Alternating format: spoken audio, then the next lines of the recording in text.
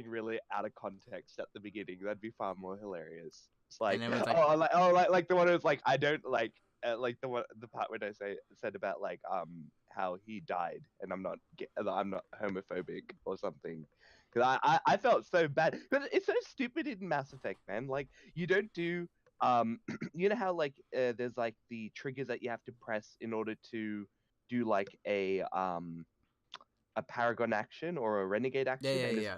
I remember that. Yeah.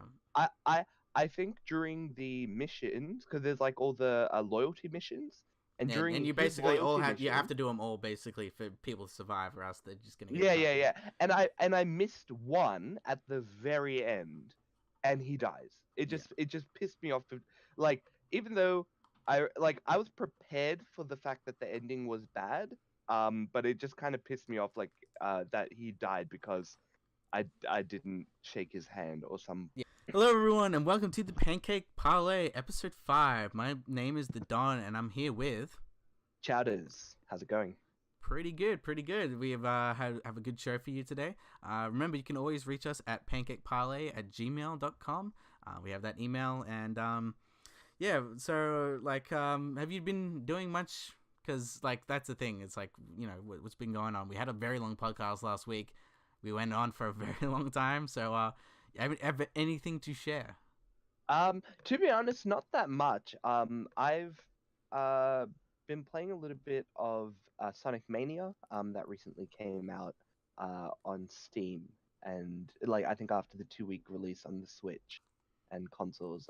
So I've been playing a little bit of that. Isn't that isn't that the Sonic game where it's basically like you create your own levels? I think like a kind of Mario Maker thing, or is that something different? I think that's something different.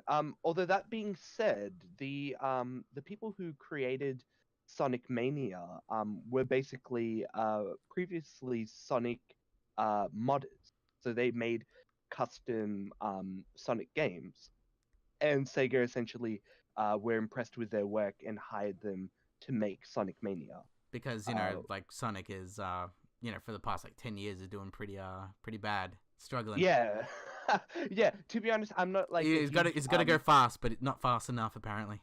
Yeah, well, to be honest, I'm not a huge Sonic fan. Hey, me neither. I'll discuss that. Like Sonic, I've never really liked Sonic. Even like the first game, second or third, I'm like, this is not that fun. Like in comparison to something where Mario, where it feels really good to like jump around and stuff. Like Sonic, it feels, I don't know. I never really liked it. Never got into it. But yeah, you know. Yeah, no. I think I understand. There is like a little bit of, I don't know how to describe it. Maybe like a little bit of a delay with how like the movement and things like that, and I guess that can be quite annoying because there's like a whether it is input lag or whatever. They're not necessarily like a one-to-one on what you want to do, but that also might be because I was initially playing it on a keyboard, and then I switched over to a joypad, way better, like a controller rather, and it was way better to play on that.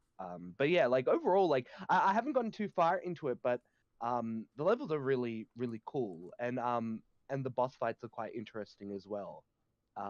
But as I'm not a hardcore fan, I don't know necessarily if it's better than any previous game, but from the kind of reception that the general public has given, it's been relatively positive. And I think that's definitely something that Sonic games kind of needs at this stage. 100%. How much did it cost? Is it like a? I That's the think thing. From what it I think sounds like, yeah, it doesn't feel like a full release game. yeah, I think it was $15 on Steam. All right. So yeah, like I think it's a relatively It's a pretty solid affordable price, yeah, and I'm pretty sure like during a Steam yeah, sale at some point, $20. even during a Yeah. Steam sale, I'm pretty sure they'll probably go down pretty cheap, anyways, and Yeah, you could easily try to 100%. pick it up. So Yeah, I think like I'll give it like I haven't played through the whole thing, but it is a pretty fun game, and I do like the fact that there are like multiple ways that you can kind of get through a level. Like there's not just one part. But and I know the game has always been like that, but I think it's a lot more. I played like maybe the old Sonic games like on an emulator ages back when I was younger. But and I love those like just because like it's kind of cool. You're just going really fast and stuff like that. Killing enemies, killing bosses. But it's really interesting and cool to see that they have kind of captured a lot of what people loved about those games. And I definitely know, like, I think the last game that did pretty well was Sonic Generations, and that kind of combined the old 2D and 3D Sonic games. Yeah, But I like know. even that I actually played. And I thought that Mhm. was like okay, because that's the thing. It's like in comparison to all the Sonic games for the past like 10, 15 years, it's been a pretty rough ride. People like I think it was like yeah, it's like Sonic Rush, I think it was, or one of the portable ones. Mhm. Um, but yeah, like I remember even playing for my Sonic stuff is like the full Sonic experience that I actually had was I think it was 2003's Sonic Heroes, where it was like Oh yeah. three teams of three or whatever. It was like the Dark Mhm. team, the normal Sonic team, and like the Chaotix team. Just reminds me of the Ego Raptor video where it's like we're the Chaotix. Yeah, Yeah, yeah, so yeah. good. But yeah, like yeah, that, it had it, and like I'm assuming it like that generation of Sonic has that I don't know, kind of pop punk like soundtrack where it's like gotta go fast, and it's like stuff like Yeah, that, like yeah, that sure. type of thing. I don't even know what you call it, but yeah, it has that Sonic Vibe to it. 90s Yeah, appeal where it's yeah. edgy, I Mm. guess. Yeah, well, I mean, they kind of went a little bit crazy with Sonic, with the 3D stuff. Like what they turned him into werewolf, Wedgehog, um, Hedge, Werehog. Werehog. There was Sonic the Shadow, and there was like a weird one because like Shadow had a freaking gun, like an actual gun. Oh no, I've heard that one is good though. Like Yeah, at I heard least that's I like. heard that one's alright, but it's like he has an Mm. actual gun. It wasn't like some sort of plasma gun. Like it's actual freaking gun. Like Well, that's what I've heard. Like even with the Mario and Rabbids game, yeah, it's the first time where yeah, they've Mario got guns. actually has a gun, Mhm. but at least those guns are actually like cartoony looking. They're not like this Yeah. is an AK-47. Everyone. Well, I heard that it was like one of the explicit things that like Nintendo kind of asked that if they were going to put guns, it be like so exaggerated that anyone looking at it will know that it's not like a real gun. And that's kind of like I think they've been pretty successful with it. They got like a lot of the guns kind of remind me of like some Halo weapons. Well, like there's one that looks Or plasma even like especially something like from like rifle. Ratchet and Clank, where it's like over the top Mm. weird weapons, where it's like it's the tornado gun. I think there was one. There was a flamethrower gun. Oh yeah, yeah, yeah. The disco ball There's, one. Everyone likes the disco ball one. man, yeah, Ratchet and Clank, yeah, good game, good Yeah, game. what happened to Um, that series? Like I well, feel like because I watched that movie, it was pretty freaking bad. Like even me liking Ratchet and Clank, that movie was very bad. And yeah. so if I can kind of get a handle on what the movie is, the movie is basic like so. There's the game re-release, right? Mm-hmm. That came out, which is a like a kind of like a meta remake of the original game. But it's them filming it, right? Filming, like going through the events of what happened in the game. And so, is the movie essentially what's supposed to be the outcome of all that filming, or is it like a completely, or is it just like all the cut scenes from the game stitched up in a movie? I'll tell you this. No. Like No. like Okay. you know what the movie is so weird. It's like it's once again it establishes Ratchet and Clank as in like they had never met and they come together, and it's one of those Mm, things where I barely remember the plot of this because I actually watched it on a plane when I went to the US. Um, okay. but what I remember was Ratchet's like in a mechanic place. He's like his boss is like telling him not to dream or whatever it was, and yeah, and basically there's a whole team with Captain Quark, like it was like the Avengers team of like Ratchet and Clank world, and it's like hey, we're gonna do this audition or whatever to be like who's the next member, and then freaking Ratchet gets in, but he, like everyone's like, you can't be a hero, you're too small and you don't really have any powers. And then yeah, he meets up and they save the world. It was very boring, very generic, and like yeah, I just felt like yeah, it's like the mighty has fallen for Ratchet and Clank. Like currently at the moment, I'm actually watching a hour and a half documentary that versing 2002's normal Ratchet and Clank versus the 2016 re-release of the game. And it's like it's talking about how like the quirky humor is kind of all gone, like where Ratchet and Clank used to be kind of this sassy type of thing, whilst like the new ones are just kind of very plain generic, like everything has to be kind of a joke and kind of boring. Like it reminds me of like it's a comparable twin would be like Jack and Daxter, where like I like Yeah, Jack and sure. Daxter 1 more than 2 and 3 because Mm, number 1 had that very kind of weird Disney esque different adventure fine. feel to it, Yeah. and had like a very like nice exploring the world, and then 2 and 3 fell into like different potholes, but like one has that feel. So like that feel of that game is like gone now, and that's Well, what the thing is. I think when a game often kind of initially comes out, there's very different kind of ideas that go into it. Like it kind of reminds me of some Mass Effect games. Like Mass Effect 1 is radically different to 2 and 3. Like if you were to give it to the same person, like out of order. By the way, which Mass Effect game is your favorite actually? Um, from a story perspective, despite hating the ending, okay. So I've had this discussion before, and I guess I'll have it now. So I like Mass Effect 3 quite a lot, right? And I don't know if it's because it is that game that pulls everything from the previous games together. And that's the reason why I like it, or if I like it based on the merits of like everything that happens. But like I know a lot of people like Mass Effect 2 quite a lot. I I do like it. Like I like the kind of like going off on missions and like doing this, but I guess the characters don't do it for me as much as the first game. Like I liked there's something Leah. about the first game where I really like it. Like the Yeah. combat's a little bit different, and like that's the thing.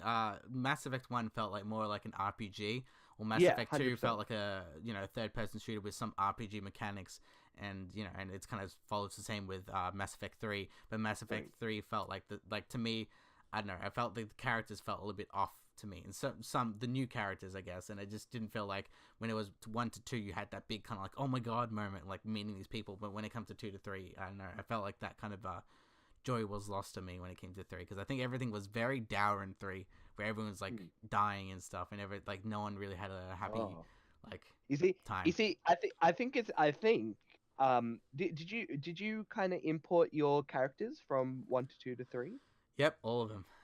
Oh, okay. Well, yeah, I don't know, dude. Like when I played Mass Effect 3, like I like it was just brimming with hope the entire time. Like the whole like Galaxy Squad came together to take down the Reapers. Like it actually like I like, and I think that's the reason why maybe I like it. Maybe I had like a good experience with it. Like I think I got the canon best ending in the game. If you know the best ending is. Well, yeah, like once again, is it still canon? Because what they did with Andromeda, I think it's like none of that real stuff really matters. Well, I mean, no, isn't it like Andromeda is like kind of like a couple of decades? Yeah, it's later on, but that's the thing. It's like because like I think one of the endings I had is that basically it was an infusion between human and the biotic people, and then they all kind of lived happily ever after in some sort of way. So I believe the best ending, which I don't know if it's the canon ending, but I'm assuming if the best ending should be the canon ending, right? It isn't always the case with some games. I think it was what is it? What's a alien game? Enemy Unknown, XCOM. Yeah. I think the bad ending of the first XCOM game is the canon ending that leads into the second game, which is quite interesting. But or even what I like, my personal thing is Final Fantasy X-2. It's already weird how it has a spin-off, but like I'm aware. Okay, because like the 75, if you like, it depends on how much percentage you get, but the 75% ending is the happy one where they run on the beach and everyone's kind of all together and very happy. I'm like, that should be the 100% ending, but the 100% perfect ending is them having this kind of very dramatic, serious, being like, I might not be here forever. And like I was like, what the hell? That's the real ending? Like I felt like shattered. I'm like, no, the happy one should be the good one. Does X2 have another game that comes after it? No, but I know. No? I think there was early talks. For some reason, there was early talks and of what the story would be like. There was X and X2. Is that the game? Yeah. Oh, okay. Yeah, sure. So and then like, once again, those are my favorite Final Fantasies, and Yeah. I know I played Final Fantasy at 10 at my cousin's place, and they didn't. I think their memory card was corrupted. Oh, so like no. the whole time I was just like, I got to play as much of this game as I can, but like without stopping, without turning it off. Without turning it off. That reminded me of when I was a kid and I first got my PlayStation 2. and I didn't have another memory card, and there was this game that I was playing. It's called what was it called? It was Dark Chronicle. Here, Oh, the name sounds familiar. but it's actually the sequel to Dark Cloud, so it's technically Dark Cloud 2, and that Oh, was a very famous RPG that people liked, and that yeah. one's a weird mechanic where it's kind of like this steampunk type of aesthetic with this fantasy aesthetic, and the main hook of it was you could build a lot of things, and it was really awesome, Mm. and yeah, I remember playing that, and then did not have a memory card that could hold my save, so then Oh I had to literally no. just run. If I tell my mom, like, no, we have to go. We have to buy this memory card. We have to come back. I could imagine your mum just like, why? Why do we have to buy this? Because, like, Yeah, yeah, 5 hours is going to be completely gone out of my life. Okay? yeah. Mm. Still never beat that game. I might Oh, damn. replay that game or something because, Yeah, man. yeah. Add it to your list, man. But yeah. I guess that's the thing. With your question with Mass Effect, I'm not too sure. I think. So here's the thing with the Mass Effect games, right? At least from a story perspective, I kind of feel like the game and the story itself is a bit like jumbled, um, in terms of like, how people react to the threat of the Reapers, right? I kind of feel like the first game should have been them fighting the collectors, so to speak, Mm-hmm. because at that stage, the notion of there being Reapers wouldn't make, the people can at least denounce the notion of, oh well, the Reapers exist. Whereas like in Mass Effect 1, the canon story is, well, you fight a Reaper, and then by the time, like, you literally fight the Reaper with the other aliens and the council and And they stuff, don't believe you, yeah. and they don't, but yeah, and they don't believe you in Mass Effect 2. So it makes no sense that they wouldn't believe you. Whereas it would make sense if they had you fighting a collector, or like a collector in bed. Like it's quite arbitrary, but I think like it makes more sense in terms of the narrative pacing of the games if they made it so that you fight a collector, the council gets together and fights collectors with you, and then they don't believe that Reapers exist in Mass Effect 2. And that subsequently leads to the events of Mass Effect 3. Um, but yeah, I'm not too sure. I think the second game did a very good job at developing a lot of interpersonal relationships. It's just that, um, yeah, like some characters, like I kind of missed. I never really got like a lot of talking with like Grunt. Sorry, not Grunt. Sorry, the other guy. There's There's Rex another and the other program. one. There's Rex, Rex Rex, and, yeah, Rex. the Yeah, grunt, yeah. yeah, yeah, Rex. So like Rex, I didn't really get to talk to too much in the first game. Like I don't know, I just never got like that many like dialogue options. It might be because like I never really took him out to combat. Like my main squad was Liara and Garrett. Yeah, Um, everyone's yeah, favorite, Gareth. Like, he was, like, yeah, he was always the mainstay. I was like, yeah, yeah, yeah, exactly. Like yeah, Garrus is amazing. And Liara ended up being my like what is it, my romantic option that I like took throughout throughout the like the whole franchise. thing, yeah. Yeah, yeah. Well, the thing is, like, technically in two, you don't, because she's not in it, you don't get the opportunity to romance Liara, but in the DLC, if you've previously had a romantic relationship in Mass Effect 1, you can continue it in 2 when you see her in the DLC, and Yeah, then the in 3, Shadowbreaker that one, can, I think, was yeah, it? the Yeah. Shadowbreaker, which is, by the way, a pretty cool DLC. But yeah, like, yeah, I'm not too sure. Like, it's a very tough question. I think I would have to go 3, but I think the reason why I enjoy 3 is because of the previous games and what they built. That would be my The world. overall answer. Yeah. Yeah. I also really didn't like the boss fight in Mass Effect 2. I thought that was like pretty It was pretty basic, weird. Like, generic. you have to shoot a big thing. Like, Yeah, and shoot a big thing with a huge target on its chest, like very Zelda, you yeah, know. It's yeah. um, That's the thing. Like, yeah, I think Mass Effect 2 probably has the best, to me, shooter mechanics, I think, more than maybe 3, but it's a toss-up okay. between those two. But I really like, actually, the story of 1. There's something about 1 where it's like, you are getting established to this world and you're really learning everything.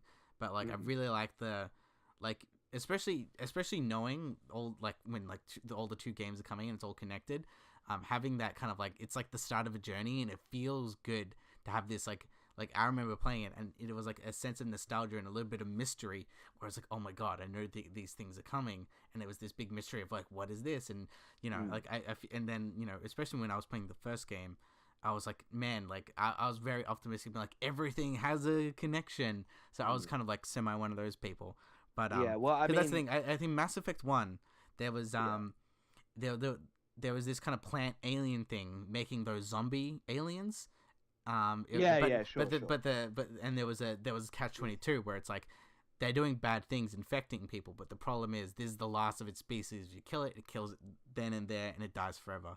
And Yeah, I remember keeping it alive, and then being like, oh yeah, maybe they'll help me fight the Reapers in the future, which it gave me points to do it. But like it's like yeah, it felt good to have that mystery of like, what is all this? And it's like, I know what it is. It's coming. Getting all happy.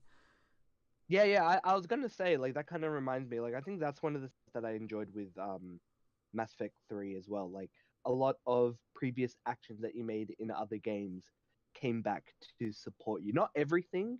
Um, Obviously there are some things that kind of don't make sense, and I think they've even mentioned before, like at some stage they wanted to make certain things consequences for not like taking certain actions in previous games. Like I think in the first game there was like a character who's like an NPC whose wife or husband had been turned into a reaper, or like one of those husk things.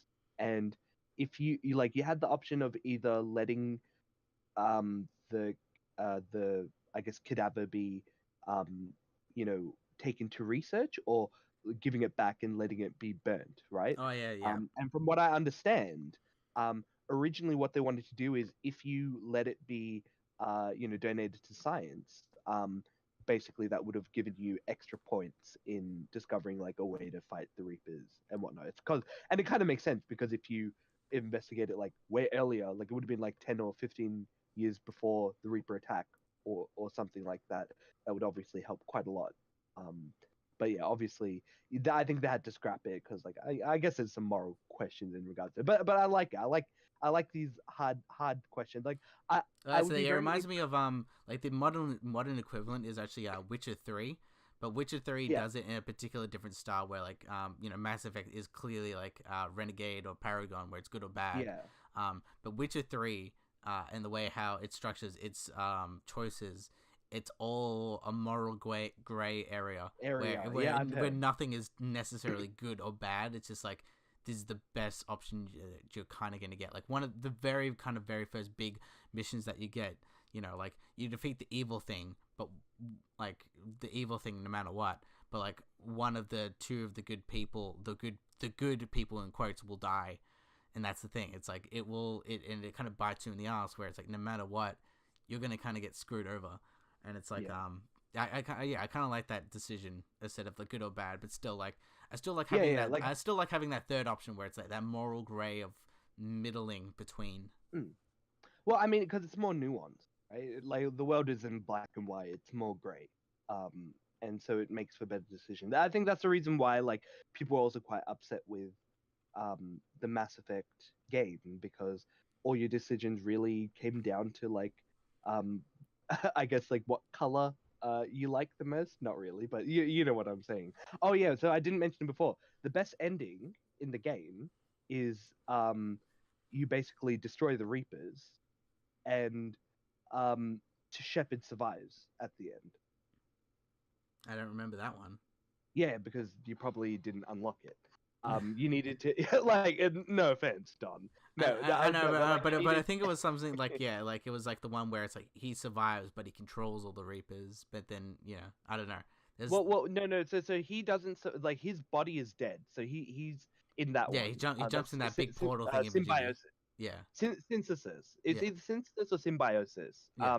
But yeah, no. In Destroy the Reaper, I think thematically for my character, it made it like okay throughout the whole game, you the game series, you destroy like the one goal is to destroy the Reapers. Like you have to destroy the Reapers. Like the Reapers is going to bring it the end of society, humanity, like species, living things in general. We have to destroy the Reapers, right? And there's some moral question in regards to like they talk about like how the Reapers are a necessity for the survival of organic species. But I don't know. I think they never really made the point across to me, in my opinion, very well. Like the argument very well in the game. So for me, like the obvious choice was destroy the Reapers. And they made it the Renegade option, which is the red color, which is very interesting. It's what kind of led to the indoctrination theory that a lot of people thought was going on with the game. Oh yeah, But that I don't whole know if thing you've where read about it. I think he got infected in the first game, so technically he was a Reaper puppet. Yeah, yeah, There's that one, which yeah. I liked. I liked the notion that in the end, it was maybe the Reapers were basically kind of fostering and Controlling kind your of decisions. controlling your decisions to maybe make you control them at the end, because and allow for that symbiosis between living species, because that's what the Reapers would want, right? The Reapers would want to forever be a part of like the ecosystem of living people, so they could like control them. Mm. Whereas, it makes sense that like, maybe in the final options, like they would say, oh, killing the Reapers would be the renegade or the bad thing to do, because that's what the game kind of tells you the entire time, that red is bad, blue is good, and green is neutral, right? So yeah, for me, I was just like, yeah, it's really it's a shame that they did kind of shoot down the theory, because they said it's not true. Um, but I'd like to think that is what, well, I guess my head canon, as Mm. much as I Well, that's the thing. It use reminds the me word. of the real ending, the true ending of Inside. Have you played Inside? No, I haven't. It's on my list. It's the same people who made what is it? Limbo. Limbo, Yeah, right? Yeah, yeah, yeah. it's got the same feel and everything like that. So there's an ending. I won't spoil the ending, but there's like it has the kind of the same moral and like the secret ending has the moral ambiguity of that Mass Effect thing where someone's controlling you that whole time, Mm. and you're just Oh, like, okay. so you're like, uh-huh, and that's the thing. It just ends. It doesn't give you any answers. So it's kind of like one Yeah, of it those just things where it's like is. that's possibly the theory of like what this whole thing was about. So Yeah, um no, it's kind of crazy, dude. But anyways, what have you been doing, dude? not much. Once again, I haven't really doing much except from I watched the very highly controversial film on Netflix. It's called Death Note. Actually, you know. Ah, yes, Death Note. Hmm. So what is your background with Death Note? Like since we watch anime, I'm assuming you've watched the series Oh yeah, well, I mean, Death Note is kind of like it's that anime you give to people to get into anime, because it I is think. very like less anime. Like there's not as many like. There's no real cutesy girls as having like Misa, but Oh, even then, well, there's no real crazy hair that much. There's no like super. there's a lot of tropes, but I think the thing that like grabs people is the story. It's a very kind of It complex is story. great, but yeah, but once again, it's mostly grounded. Yeah, yeah, yeah, it's Yeah. grounded. So yeah, I've It's like, well, there's one supernatural element, but they ground it in the world and the rules around it. I guess my background with it is yeah, like I watch the anime. I am not a big fan of the second arc that everyone, a yeah, second arc. Yeah, most and I people think a diss lot of that. people. Yeah, pretty Yeah. much everyone knows that. Yeah, at this Have point. you have you seen have you seen the Korean Death Note movie? Yeah, I've pretty much watched every single piece of media of Death Note, so I feel like I'm kind of classified in this type of thing. Um, Okay, yeah. Well, I was gonna say, like, I think that's a far better kind of interpretation of the actual anime, in a sense, like ending and all. Like they kind of do a very good way to wrap up everything, in my opinion, mm. at least. But yeah, no. So what about yourself? So it's as you said, you've kind of looked at a lot of, or been aware of a Yeah, lot of Death because that's Note the thing. media. Death Note was one of those series like that came on like 2006, 2007. That was like it was one of those very few mainstream animes that got in. Like everyone like watched Dragon Ball Z, Sailor Moon, and especially Pokemon and Digimon. And Hmm. I think there was a massive break between those '90s shows, and then all of a sudden like Death Note came out, and then mainstream people that are not in the anime community basically started watching it, and then you can see it in seriously every single convention from 2006 to like 2009. It was all like light and L cosplay because it's like the most simplest one as Cosplay. well. They were the Deadpool and Harley Quinn of that time, basically. Before, yeah, Right. basically, yeah. I mean, well, I mean, I think around about that time, like they still had Toonami on Cartoon Network, and I Mm. think that kind of exposed a lot of people to different kinds of anime. Um, I know, for example, I think FLCL Oh or yeah, Fooly Cooly, yeah. I and I remember. think Gurren Lagann, Yeah, and I remember. there's a lot of Yeah, stuff. exposing myself to FLCL. I randomly I'll say it. I randomly downloaded it. I didn't even know what it was. I was just like looking for an anime series. 6 episodes, really short. Mhm. Made by Gainax, who are the people who do Gurren Lagann, Neon Evangelion, of Genesis, course. yeah. Like that. And yeah, I really like the series. I bought the box set. I actually got an autograph by the girl who voices my Mimi in that thing. And also, side note, they announced that they're making FLCL 2 and 3. So, freaking Yeah. hype, freaking right there. Because like, who knew that would get another series? But yeah, let's get the. Well, I'll put it out there. I'm not a fan of Fooly Cooly at all. Ooh, is it? Cause that's the thing. Everyone, because that's the thing. There's a lot of YouTube, anime reviewers trying to deconstruct it about like it's about like growing up and things like that. Like, it really is in your face. Like it's either you get it or you don't. And I think it's one of those things where like, I trying to say that I don't get it, Don? Is that what you... well, maybe there's like that's the thing. Wow. I think a lot of these anime reviewers and like they like to deconstruct like same with these movie stuff, but they deconstruct it in such a way where it's like this is what it's all about. And some animes aren't really all about or things are about deconstructing things. But I think Yeah. yeah, Well, that's the thing. I kind of felt like, and I know with FLCL it is the case. I'm calling it FLCL. I'm not going to call it yeah, Fooly no, Cooly. just It just FLC pisses very me quick. off. With that anime, like they made Gainax made it after making Neon Genesis Evangelion. And that particular anime, I really like the series. I'm still waiting for what part 4 to come out Oh of man, the I've heard part rebuild. 3 is god awful, like the Neon Genesis Uh, 3.0.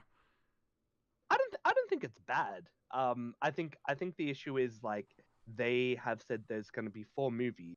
And number 3 really like it really are you familiar with a lot of the Neon Genesis movies? Sorry, TV series at all? I know the TV series. But you haven't watched it? I got the box set. I got that signed as well. Oh, okay, That's it. okay, yeah. I would say Well, I'd say I'm big, but I'm not one of those people that give it its praise where it's like this is the best anime of all time. Like, you see, yeah, this is I'm the not thing. that So person.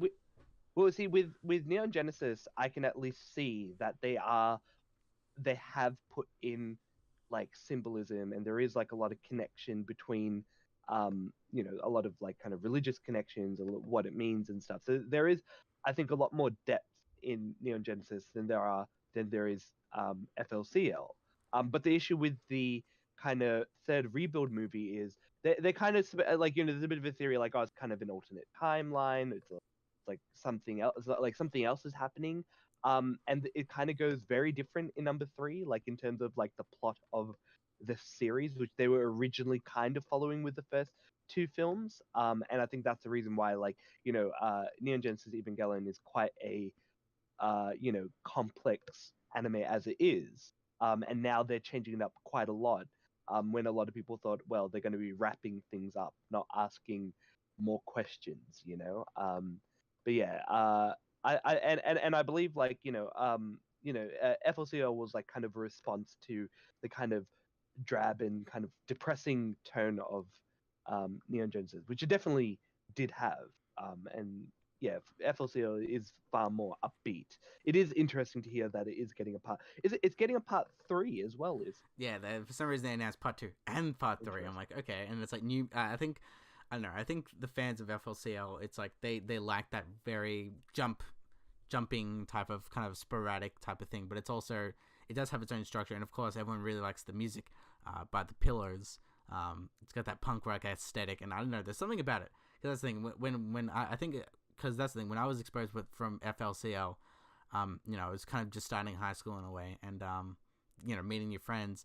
It was not only that, but it was also like I started getting into music, and actually I learned the guitar, and that show prominently showed guitars. So it was one of those things where for me it came hand in hand. I'm like, this is kind of cool. I'm learning guitar while watching a series about people using guitars. Like, so I think it reminded me of, and that's why like I spun off actually watch Beck and Mongolian Chop Squad. That one, yeah, like that. Yeah, that's the thing. I got into that purely basis on the whole music thing.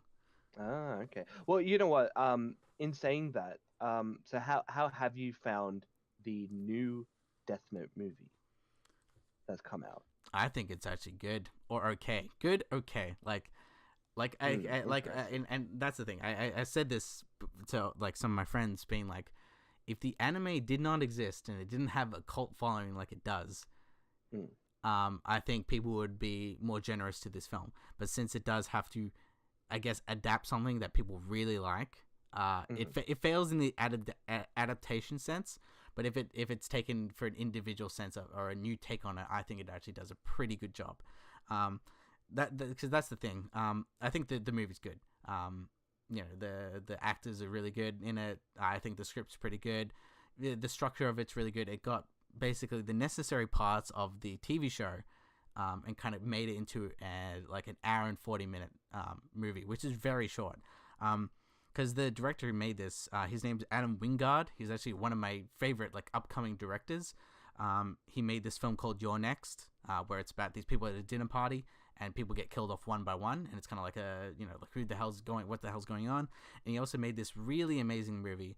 It's called The Guest.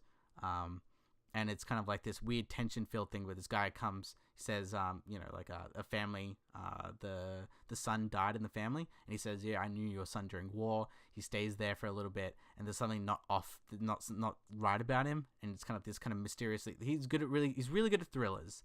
That's what I'm trying to get at. Okay. And once again, it has that aesthetic of something like Drive, where it has that 80s synth wave type of feel to it as well. So this guy makes short films most of the time. Like a lot of these films, like You're Next, You're Next is like about an hour and a half, hour and 20 minutes. So this guy really likes to make films that are short and kind of gets to the point. So I think that's kind of maybe the problem, because the only thing that I can say is really negative about this film is because they kind of don't show the characters have a evolution of the characters, or they only have like one trait, but they barely scratch on it. For example, Light, like in the anime, he's someone who's very smart, very cunning, and basically he's a maniac type of person that wants to control everything. But in this film, they briefly touch upon like he's a smart person, but he's using his smarts to get money. So you can tell like he's a cunning person, but they don't go forward with that concept. It's the same with like it's the same with Misa and his girlfriend, where it's like, she's kind of an outcast who's into different things, but they never really go forward with it. And once again, it goes the same with L, where it's like you can see that he's a crazy individual who has mental complexities, and you can tell he's very different from everyone else. But then they go further; they don't really expand it as much as they show. So here's the thing, right? So I haven't watched it because I feel like I'm just gonna be wasting 2 hours of my life watching it. Once again, hour and 40 minutes. It actually goes down. It goes. That's the thing. It goes very quick, and I think that's one of those things where it's like, oh shit, everything's moving too quick. Like, because that's the thing. I feel like this movie should have been actually a TV show, like a one-off 10-episode TV show. I think it would be different. I thought that this was supposed to be a series, right? Yeah, because that's the thing. It's Netflix, and I think they're mostly well known for doing TV shows. But yeah, once again, I feel like this would be this. Very odd. That's the thing. I thought the same thing as well, because like I'm like, this could be a really good TV show. Like once again, 10 episodes. This could be it could easily be as a pitch of it's Breaking Bad, but like L is trying to chase Light. And have this like, and it's like, oh, will he get caught? Will he not get caught? Like, I feel like, but that's the thing. This movie has to condense all that really crunch it, and that's the problem. It's the movie format. Okay, so here's the thing, right? So I have people who I've talked to about this movie. I know other people other than yourself, Don. But oh, really? Yeah, sorry, cheating on you, mate. But I guess the thing that I have an issue with this film is that they've changed the characters, but in a sense that like the difference between the anime Death Note and this Death Note is that the Netflix movie is more like a, uh, I don't know how to really describe it, like a modern like horror like gore film, right? The basis of it isn't necessarily about the cat and mouse between um L and Light. It's more like of a Final Destination kind of movie, where it's like, oh, look at like the gross ways these people get killed, and even the characters are very different. From as he said, Light's character, Light Turner, which I find is very funny. It's like Timmy Uh, Turner. I'm like, yes, that's what it reminds me of. It reminds me of Very Odd Parents. But his character is more of like an emo outcast guy, right? Whereas in the anime, and you can kind of interpret that as like, oh yeah, his mum got killed by a robber, yeah, and or they touch on that on the movie, but once again, doesn't have that time to breathe the well, dramatic weight. So once again, they have this moment where it's like something about your mom, and then within like the 5 minutes, the guy he kills the killer of his mom with the Death Note type of thing. yeah. So it's This, that's the thing. If once again TV show building up the tension, being like building up like one episode, like really do it, really not do it, and then do it. I think it once again it would pay it off better. But the problem is, the payoff for some reason, they made it into a movie, which I think is the disservice, because I think like the idea is all good and the execution's pretty good, aside from changing certain things up. But here's my issue, right? Like, the interesting part about Light is the fact that he wasn't an outcast. He was actually like a popular, like, A+ student who was loved by his like friends and family, who was given this. Well, he wasn't given it. Like, the Death Note like came into his possession, and he thought, well, like, maybe I will try and use this to better the world, right? And it's a kind of question, and it questions the notion of vigilante justice, compared to the justice system. And I know they do talk about it like a little bit, like briefly, Mm-hmm. in the movie, but I think that whole nuance disappears when it's, well, they killed my mom, and that's going to be my motivation in, well, it's a character motivation into why he's doing it, along with, from what I understand, Misa and Ryuk egging him on to do things in this movie, which I don't like, because Light was interesting because he was this smart dude who was supposed to be the antithesis of L, and that's why it was the cat and mouse was interesting to watch, Yeah, because it's because these they were guys. two smart like geniuses going together. That's Yeah, why going I at did the it. parallel with Breaking Bad, because it's like Walter Hmm. White versus the DEA. Like, how does he get Yeah, caught? How does he figure out all these plans?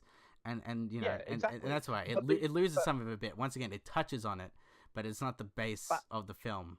but I think that's what makes that. But I think that's the distinguishing difference between the movie and the anime series. Like, not to kind of be like, oh yeah, like the anime is so deep, right? But I think like a lot of the themes that they explore in the anime is far, like, it's not surface level, like what I understand this Netflix movie to be. Again, I haven't seen it, but I've heard it from multiple people that it's exactly like this.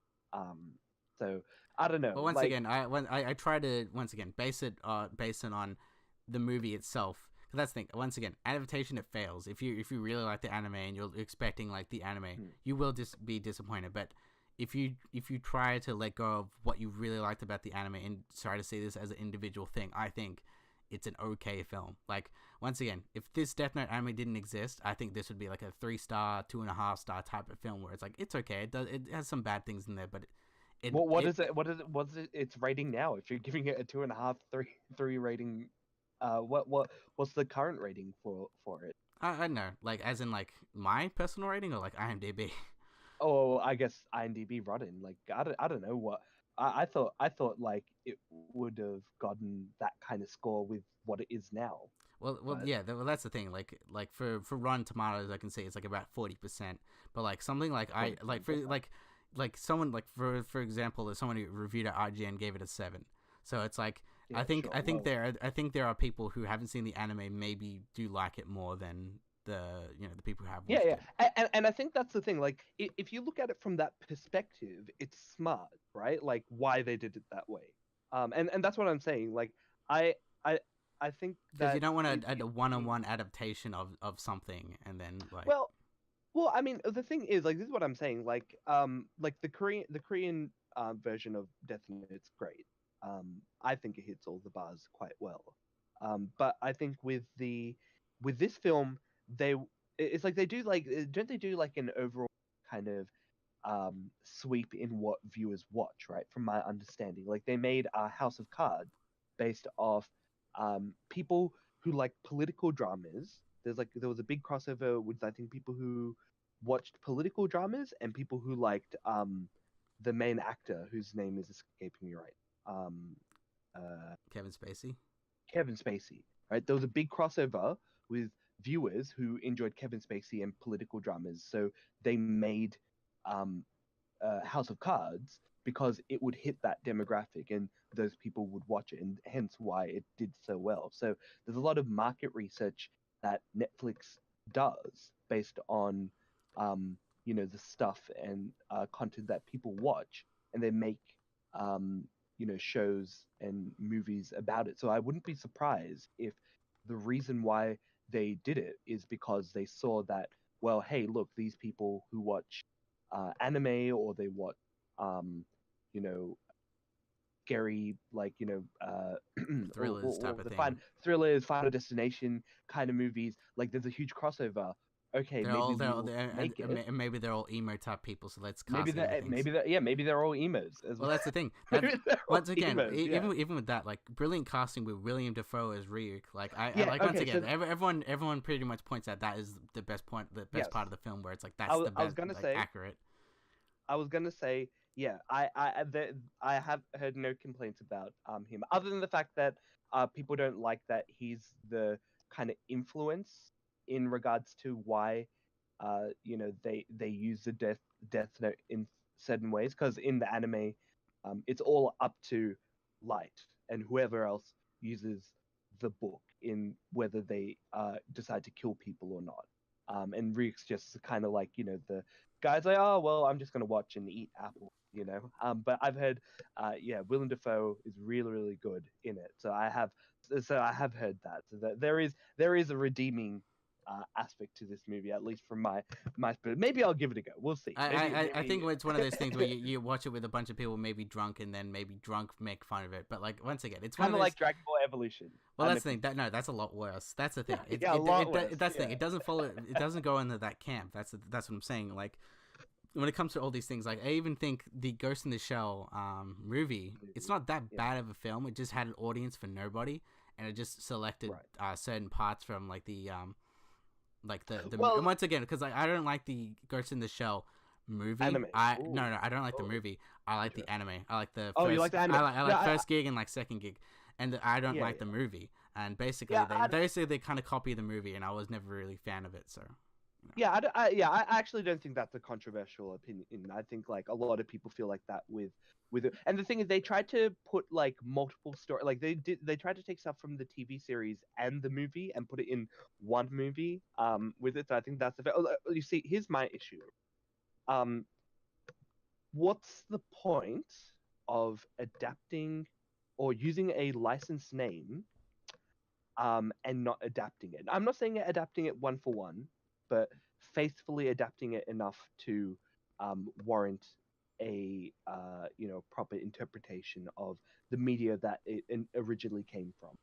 I don't see it as anything other than being a cash grab, right? yeah, well, that's the thing. So, It has the name value, but I think it's also partly because they're just like, oh, we really like this idea of what you did in this thing, but like, we want to capture the concept or idea of it, but like instead of getting sued, we'll just say it's an adaptation.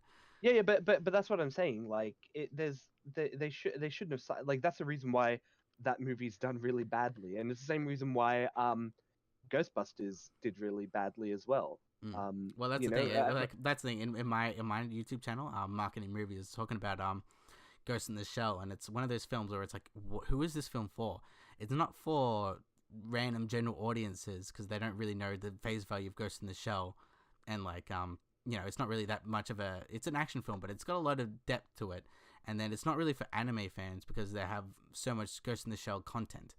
And it's like, Mm. and even then, even if they made the film for Ghost in the Shell fans, that's not enough to warrant like millions and millions and millions of dollars used to make this movie. So that's in my conclusion.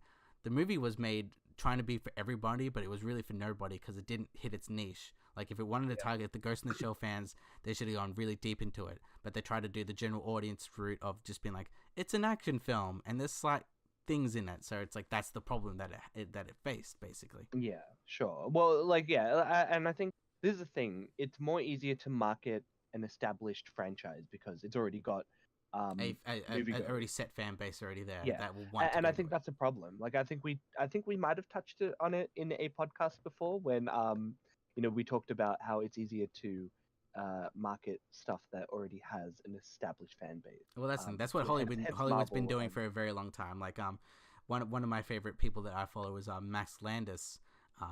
He's a son of John Landis, so he did a lot of different things like Blues Brothers and things like that. Mhm. And he's basically in the industry saying a lot of things like, Hollywood does not like to bankroll original ideas. It has to be based on something. And he was one of the original script writers for the movie Chronicle, which is not based on anything else. It was one of the very few original movie ideas that have come out through Hollywood in the past like 15 to 20 years. And he's like, that to get that through the writing process and to getting that actually made into a movie was very hard.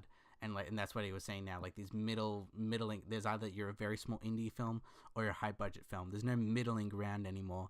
And a lot of Hollywood does not make original ideas. They either reboot something or base it on something. And that's why, currently comic book movies are doing really well because, it's based on something, it has some sort of audience and, it's making some money out of it. Well, here's the thing.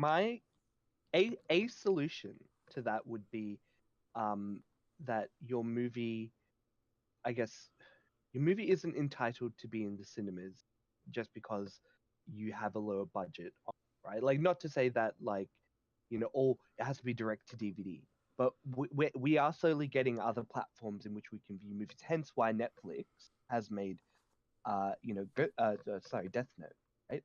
Mm-hmm. It is a lower budget film, and yeah, well obviously it suffered, But aspects yeah, of it, as I said, 'cause it's it would suffer a lot more if it got through the whole movie system of getting trailers getting released in cinemas. yeah, Because they would lose a lot more money and then be used as a bomb. So it's a lot more of an equivalent that a lot of these small directors do.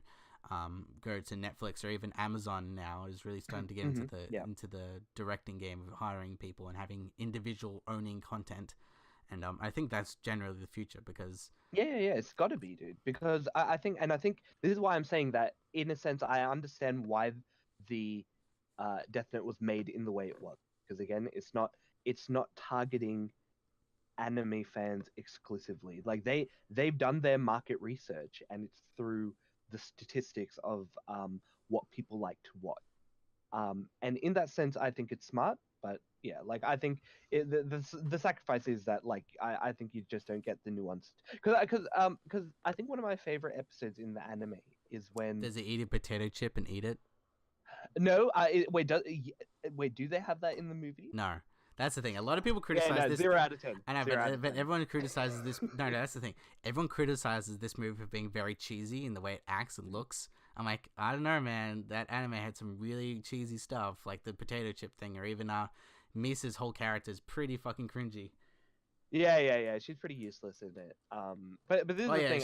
She at least does something in this movie. Like I feel like instead of Light being someone who's manipulating her, it really did feel like it was kind of a Sid and Nancy type of struggle where she also really craved power as well. So I think that that was a different thing that I actually kind of liked. Well, I guess that's the thing. Like again, it's because the characters are completely different. Like you had Light in the original anime is a confident, assertive, smart, and protagonist, antagonist, depending on how you think of it. But you want him to win in a sense, right? Like sometimes because in a way, like it's vigilante justice. Obviously it's very controversial, but in the world that they exist in, it kind of suggests that they need it to happen in order to change the world. But again, like that's the kind of depth that they go into. And so subsequently, he uses Misa because she is another person who has a death note, and he uses it to his advantage, right? Because of that's how his character is. Where it's in the movie, it's the other way around almost, right? Yeah. Because it turns out, like, I guess she's a big component in the story and how it twists and how it evolves. But I think it's also because Light is a very different character. He's a far more he's not a confident guy. As I make fun of him about being an emo, but is like he's not very confident with himself, or things like that.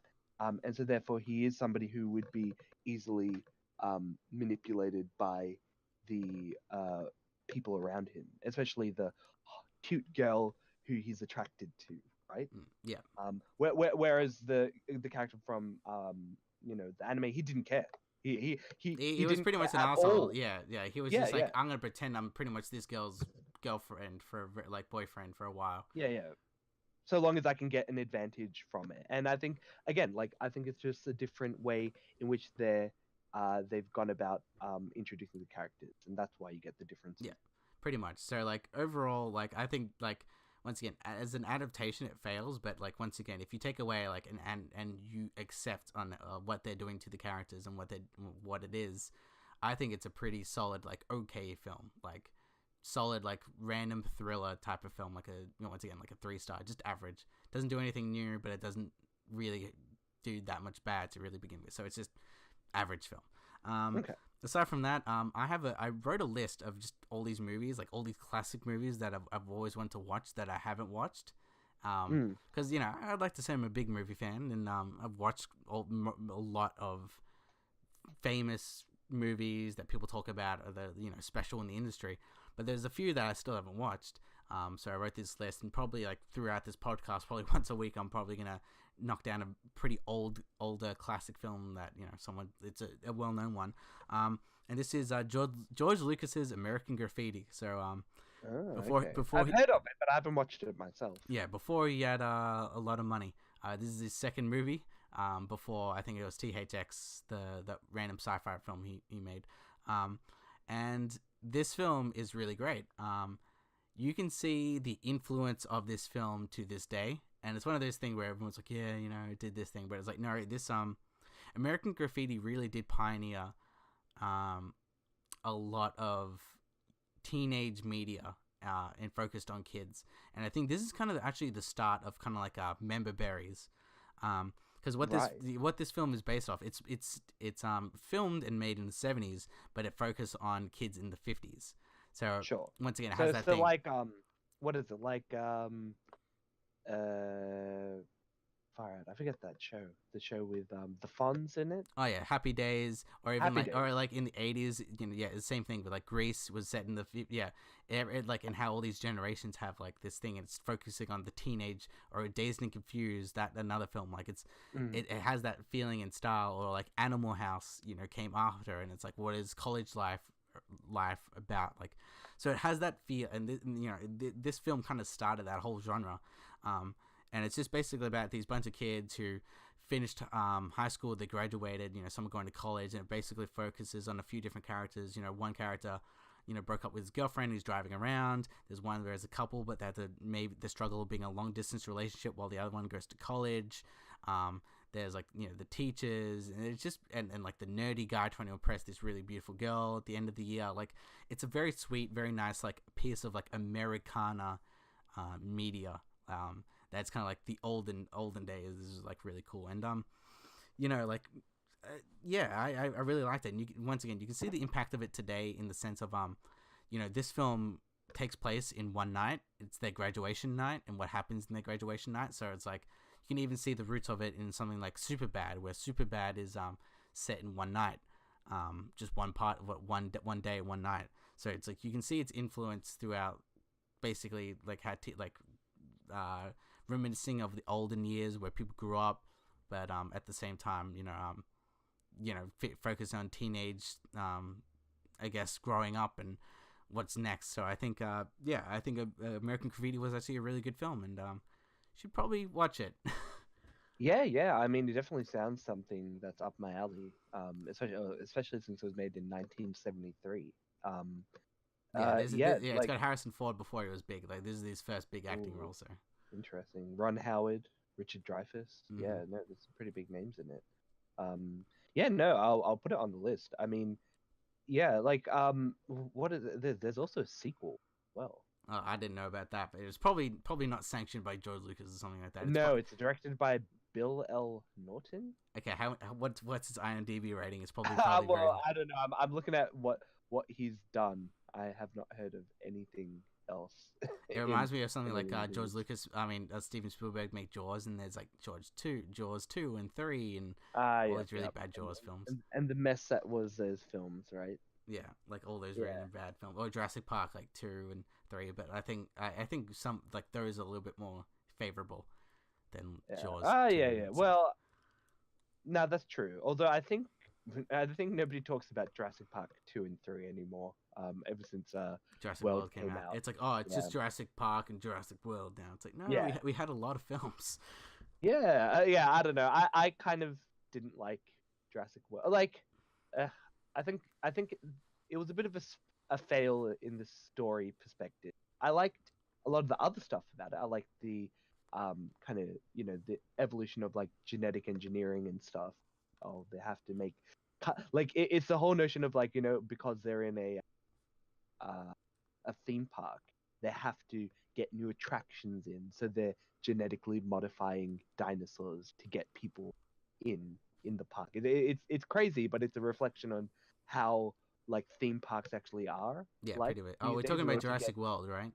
yeah Jurassic Yeah, World. yeah. Sorry, Like the park I I meant thought World. Jurassic World was like once again like okay, like Yeah. didn't do anything to blow me out of the water, but it didn't No, like it they had some weak parts, so it's just like it just exists in a way. I And mean, in a sense, it kind of reinforces my opinion that I don't think that what's the main actor's name again? Chris Pratt. Chris Pratt. Eh, it's kind of eh.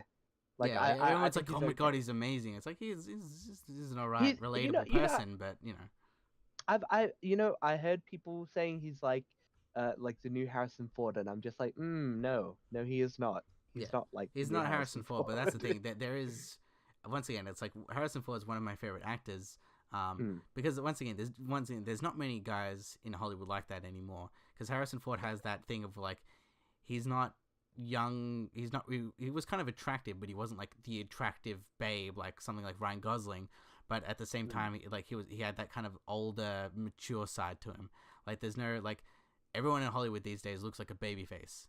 No one really looks like a like that's like no one looks like a man, like a rugged man. No one looks like Damn, look at this. no one looks like Kurt Russell.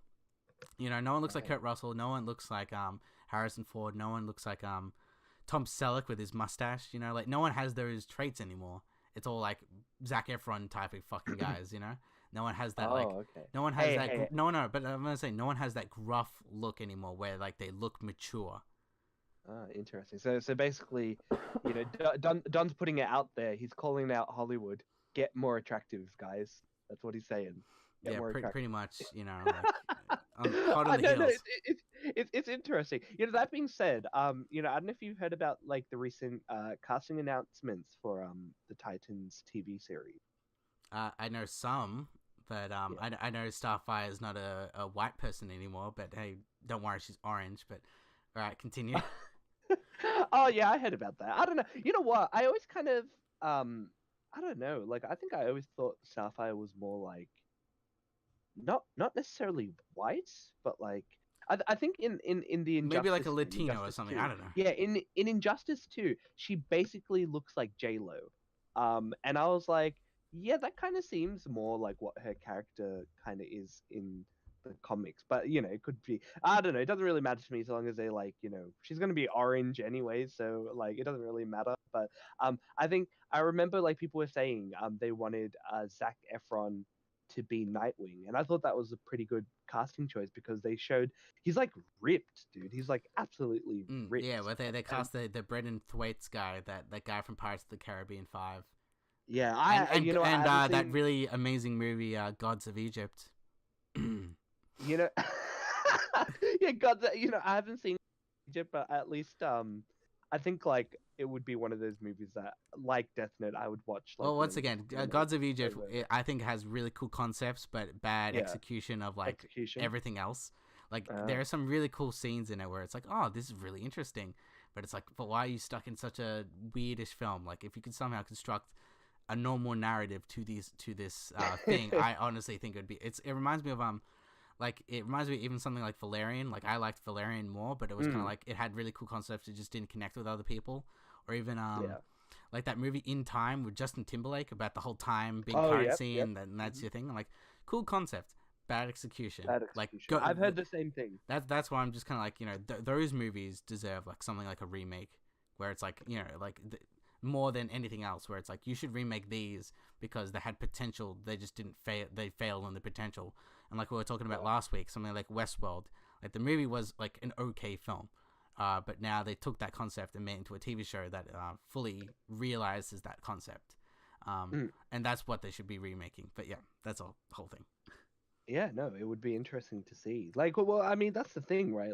We're getting everything's becoming a little bit more cyclic in terms of like what we're remaking. It'd be interesting to see them in the future, like maybe like 20 years from now, remake old films from the 90s that failed and make better versions of it. Like now that you've put that in my head, I'd love to see it happen. Just because it'd be interesting to see what how they improve, I guess, bad films or cult films. They're recently this isn't a bad film, but they recently have released it, Steven Spielberg's It in cinemas. I haven't watched it yet, but It's I recently Stephen King. No, sorry, Stephen King. don't Sorry. worry, I don't want to be that guy as well, but No, no, no, no, no, no, be the guy, because I need to know these things. And I kind of it's a bit of a I don't know. They all these guys sound the same. yeah. Stephen King, Steven Spielberg, but yeah, Stephen King's It. And I watched it, the original like TV series slash TV series turned into a movie. It's really weird how Yeah, no, it's kind of it's done. once again, it was like a TV special where it was like, one part at one part, but everyone's like, it's a movie. I'm like, yeah, you can kind of classify it as a movie, like it's like 3 hours, but like Yeah, it yeah. reminds me Oh of that. man. It reminds me of that one movie. I have the DVD of it, and I remember watching on TV, and I bought it. It was called Tin Man. It had Zoe Deschanel in it, and it was like once again like a Mm. 4 hour thing, but it was like, oh, but it's kind of like a weird TV show. We're gonna split it up like as a special movie thing. So it kind It's of reminds really me of that thing. I don't know what you call them, like specials. I don't know. well, I mean, I think it's weird. I think the original um It was a TV series, but then they bundled it and cut it up all together without like ad breaks and stuff like that, into one big film, and it just turned into like a 3 hour, 3.5 hour film. And it definitely has aged, but the overall concept of the film was really great. Like I love the creepiness, I love the kids and the going back. Like it was in watching it now, it's really funny to see like all the adults kind of like get all like woozy and getting all like I don't know, very weird when they're like thinking about like the stuff that they went through as kids. But like at least in the context of the film itself, it's very believable that yeah, like these kids like went through like some kind of trauma, and they're trying to deal with it now. And it'll be interesting because I'm assuming there is a part two coming of this film because it's about the kids Yeah, because that's the thing. Yeah, in the this concept movie. was like because the original TV movie thing was like they're kids, but like 27 years later on or whatever, they're adults and they're dealing with the thing that they thought they defeated all those years ago, and it comes back. Fun fact: this It movie, came out 27 years after the original one, which is also what happens in the film, in which the It entity comes every 27 years. So I found that pretty well timed in terms of Well, that's the how thing. they've The done the sequel's movie. definitely not going to be in 27 years' time, and even then, Yeah, yeah, no, no, no, I guarantee you, like once this whatever thing happens, 27 years time, they'll remake it again. Well, I It's mean, gonna it would be happen. interesting. It'd be interesting to see if they do part two 27 years later with the same kids, but See, that like would be them being cool, but older. like I'm pretty sure they're hot on the heels with this thing. Like it's making quite a bit of money. Yeah, yeah, the exactly. trailers made like a lot of hype for the film, so they're just like they're not gonna Oh escape yeah. this thing. They're gonna be like, oh man, we gotta milk this thing as much as possible until it dies down, and then 27 Mm. years later, we'll be like, hey, Yeah, yeah, no let's make this thing again. also, the guy who is Pennyworth, a Pennywise, lot of yeah. people, Pennywise, he, a lot of people have said he'd be a pretty good Joker, and I think I'd agree, because What, double he's a, clown. Well, that's the thing. It reminds me of what is his name? Tim Curry, the guy who played the original one. Like I like that's the thing. I know it's gonna happen anytime soon, but he's gonna pass away. Like if you've seen recent photos of him, he's in a wheelchair because he had a stroke and everything. Like I feel really bad for oh him. no, But yeah, no, I I'm didn't gonna see. put it out there. I'm a big fan of him before he dies. Just don't. I'm not gonna be one of those fake people like, oh man, he's such a big inspiration. He's like, no, he's a cool guy. Like Look, you know, like look, the thing is, Rocky I think Horror Picture anyone, Show. Come on, like everyone knows that. You know. look, anyone who listens to this podcast knows that you're that guy. Don't Yeah, 100%, worry. 100%. But no, that yeah, like yeah, it's a shame. Because I've seen a few movies with him in it. It's always horrible when you see stuff like that happen to such great actors. Same thing with what is it? Oh man, guy from Jumanji, Oh yeah, Robin Williams. Yeah. Robin Williams. I was actually thinking about him like today at work because And then you uh cried. You're like, I'm and then I sorry. I cried. had an I emotional just break moment. down. I just break down. No, because I called I have to take like a break. This is really distressing. okay. Oh, sorry. I thought you actually meant you had to take a break. It's like No, this is really. I'm crying because Robin Williams died. You know, like it's still no, fresh in my memory. because I called have you watched Dead Poets Society? Yeah, of course. That's a must Yeah, watch. well, yeah, no, so I called like my manager, Captain, my captain, and like she got the reference because she watched it, but I just remembered like how great that movie, and how like sad it is as well, and it just kind of reminded me of Robin Williams. By the way, have you seen the new Jumanji movie? Was That was a thing, wasn't it? no, it's not even out yet. Do you know when it comes out? It comes out Oh, 2 weeks after Star Wars. So good fucking luck trying to get a good box office for that. Jesus, no way. That's suicide. Like if I was anything, like I'd be like I'd be moving 1 month. Yeah, one yeah. month. Yeah, at Oh least. God, no way. At No least way, Justice dude. League has like 3 solid weeks of good box office before Star Wars comes over.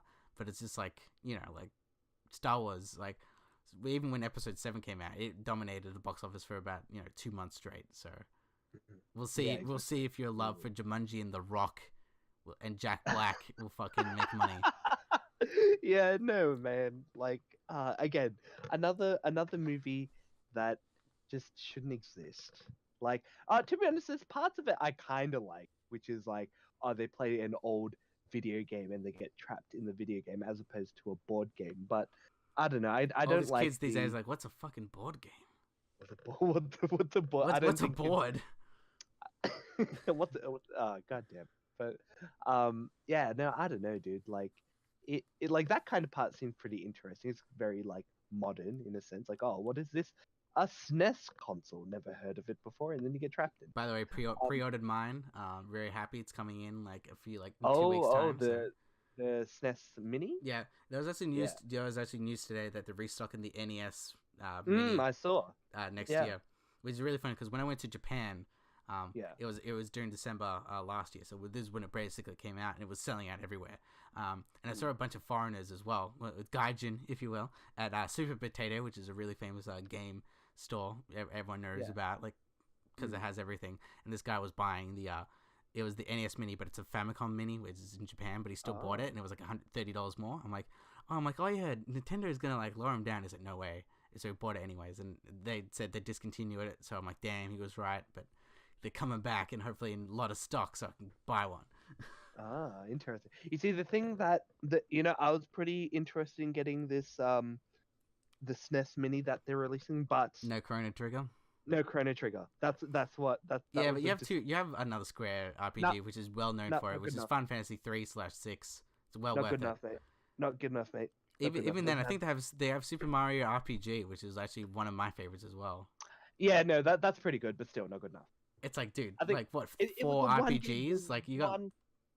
It's the one game that and they put like some other ridiculous game there. Well, that's the thing. They got Not everything like shouldn't be, but yeah, but that's the like thing. They got the mainstay. So they got Link, they got Zelda and Metroid. No, I said Link and Metroid, Zelda. Fucking yeah, Link to the Past. yeah. They have Super Metroid and they have the Mario games. And you know that's a solid amount. But I think they have two Kirby games. I think they have two Kirby games. You can take out one Kirby. I think one take out one Kirby. No, I think the one game that definitely is a big I guess drive for people is the kind of the Star Fox game, right? The one Oh that yeah, Star Fox 2, the unreleased Star Fox 2. the unreal like that I can understand. Like if you're like a really big Collector. Star Fox No, not fan only or that, but yeah, it's a collector thing because that's yeah. the only official way you can play that game, like licensed way. And even then, the Yeah, ROM yeah, that yeah. got leaked a few years ago, that's still Isn't apparent. even complete. Yeah, no. right? So Yeah. it's like this is the only way to play it, unless some. Yeah, like that. But then You again, see, some that's a genius good is way. gonna hack it and put it on somewhere. But still, like, only Well, I official mean, retail way to do it at the moment. yeah, like or like so the list is I think Mario World, Mario Kart, Better than Mario 3 or any other Mario game. That's my favorite. Super Mario World. What is it? I like Super Mario All Stars, but that's cheating. Yeah, that's the bad answer. It's like, what's your favorite film franchise? Where it's like, well, it's all of them.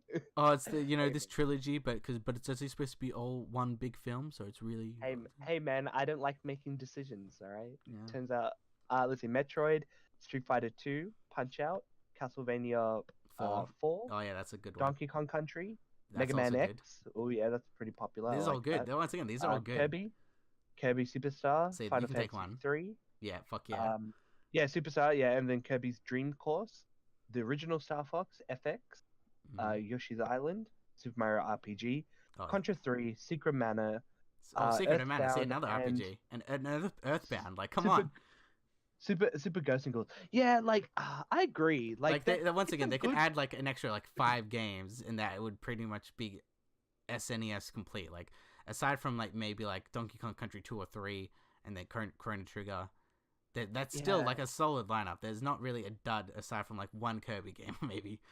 I don't know. I haven't played any of the Kirby games. I can't say whether they're basically Mario Light. Like it's very hard to lose in those games, and they like because yeah. But that's the thing. It's mostly for kids. But like two Kirby games. You're calling people who play Kirby kids. Oh, it's true. Well, that's the thing. Like I play Kirby games, but like it's you can tell it's easy. It's easy. And that's why I like modern Nintendo at the moment, where like they're making Kirby very easy, very for kids. But then once you go to the modern day Donkey Kong Country are fucking hard. Like I can't beat those games. Well, they've kind of gone back to their roots with the Donkey Kong games, which is a good thing. Oh yeah, absolutely. Like I still liked Donkey Kong 64 when I was a kid, playing on 64. So.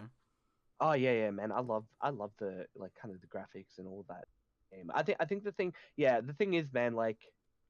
It would just be such an insta-buy with Chrono Trigger because I would play the shit out of that game. Well, once again, the DS version I think is still the best version of it. Yeah, it is the quintessential version, and you have to play it the original way, guys, not the because they do give you the option of playing it as a traditional turn-based RPG. No, play it with the time gauges. Yeah. It's like active APT or the active time battle. I'm pretty sure was it Chrono Trigger or was it Final Fantasy 3 that introduced that? Well, that's the thing. When you say Final Fantasy 3, it's one of those mix up. I'm gonna go by actual. Six, no. right? I'm gonna go by actual naming of it, including Japan. Right. Final Fantasy 3, did introduce it, and then and then it went on to 4, 5, 6, 7, 8, 6, 7, 9, yeah. and no 8, Okay. and then 9 and 10 were traditional turn-based. Once again, you can tell that Final Fantasy is my favorite franchise because I know stupid details like that. Well, I mean, it's a good game series. What can I say? Yeah. And I mean, to be honest, like, yeah, if you're a fan of like the NES series, this is a must game. But yeah, for me, it's just like I have to get Chrono Trigger. I'm just a huge fan. Well, that's the thing. Have you played Chrono Cross? No, I haven't. I don't have a PS1. Yeah, PS2? PlayStation 1. Yeah. Yeah, it's a very different game from my understanding. Yeah, I heard it's different. Yeah, because you don't like deal. It's not about time. So for people who are unfamiliar with Chrono Trigger, it's about basically a boy who has to save the world by going back in time and going forward in time, and fighting a great evil So like, alien threat. for a second I thought it was a pretty good description of Back to the Future, pretty much. Yeah, no docking. But yeah, it's really great. It's RPG. It's very very tropey for its time, but it's very ahead of it was very ahead of its time, and it's still a game that holds up now. In my opinion, it hasn't aged at all in terms of like its ability. I guess if you don't like the 8-bit graphics kind of thing, that might put you off, but It's 16, but still, like that. If 16, at yeah. that point, what the fuck are you doing? Like, all pretty much every single indie game in the past like 10 years has all been like 18 or 16-bit, like very or 8-bit, like very small bits. So like, if you can't handle that, you can't handle like some really good games out there, like modern equivalent of it. So. Well, I don't blame some people. You can get like like indie fatigue. Well, that's the thing. A That's little why I bit. can't wait for it to turn into like maybe not 3D polygon like Nintendo 64, PlayStation 1, because all those games do age badly unless they have a certain art style to it. But like, yeah, some 3D stuff. Like, I can't wait for indie developers to get a studio, or at least like a bigger studio, and make like they'll replace the small the middling studios like Midway that they'll shut down and stuff like that. So I can't wait for them to hopefully grow and get to that point, because they always had like unique ideas, but they never really sold that well. So, man, how did we get through a tangent of freaking the SNES Mini? Look, we're just excited about games, man. What can I say? Well, that's the thing. Speaking of games, the other thing I've obviously been doing is actually I've been playing some PUBG, whereas my friends call it the pub. We go to the pub every day. We go to the pub, yep. Yeah. That's what I say all the time. It's like, we're going to the pub. It's like, you go to the pub every day. I'm like, I know. Yeah, what can I say? He's an alcoholic, mate. So how have you been enjoying it? Oh, absolutely. The game's like, I win sometimes, especially when I play with my friends. That's good. Yeah, when I play with my friends, I like chicken playing dinner. Yeah, lots of chicken dinners. Lots of protein there. That's the thing. I like playing it on duos, because it's like a lot. You can easily you can plan your kill a lot more. Like, you can see people looting a town. You can wait it out, or like position yourself, because when you're in a squad, not only do you have like 3 or 4, the other team also has 3 or 4, and it kind of changes the dynamic. Sure. So like, you can really plan it out if you're solo or duo, but once you're in squad, which I usually play on, it's a lot harder, because you do have to work as a unit, because if you don't, you're gonna get spotted, or someone's gonna die. You're gonna try to save them, and they just shoot you on the head. So like, sure. But the game is addictive as hell. I just keep on playing it. I play it with my friends. We have a Discord. We actually have a Discord server, because we just meet random people. Like, if we have an open slot, we just meet random people. Like, hey, you want to play with us? Yeah, sure. So we got this random Aussie guy who's like very offensive. He's like the true blue Aussie type of person. He just shouts random racist stuff there. Okay. We found some random girl from like Sydney. There's like, everyone. We just have all these random people some random New Zealand guy who's really freaking good with a shotgun. He killed like 15 people in a row with a shotgun. Nice. If everyone just kept coming at him, killing with the shotgun. But yeah, like, I love that. Hey, that's their mistake, right? Yeah, I know. So how do you feel? Did you ever play H1Z1? No, I skipped all that. The only thing I really played was like DayZ. Like, that's kind of where it really kind of began and that's true. started. And yeah, like, it was there. I never played H1Z1 and the King of the Kill, but apparently the main developer of that game left, and then to make this game. made the game. And yeah, this is basically taken off by storm. Like, it's the most concurrent users aside from like Dota. Yeah, that's amazing, right? Like, the fact that it's become the most. I don't think it is anymore, or it might be. I'm not too sure, but it's the most concurrent players on Steam, which is insane. Yeah, and it's not even out. The game's not even technically out yet. It's still an open beta type of thing. Yeah, alpha beta. Yeah. But yeah, like, even today they just announced the news, which is actually going to change the game a lot.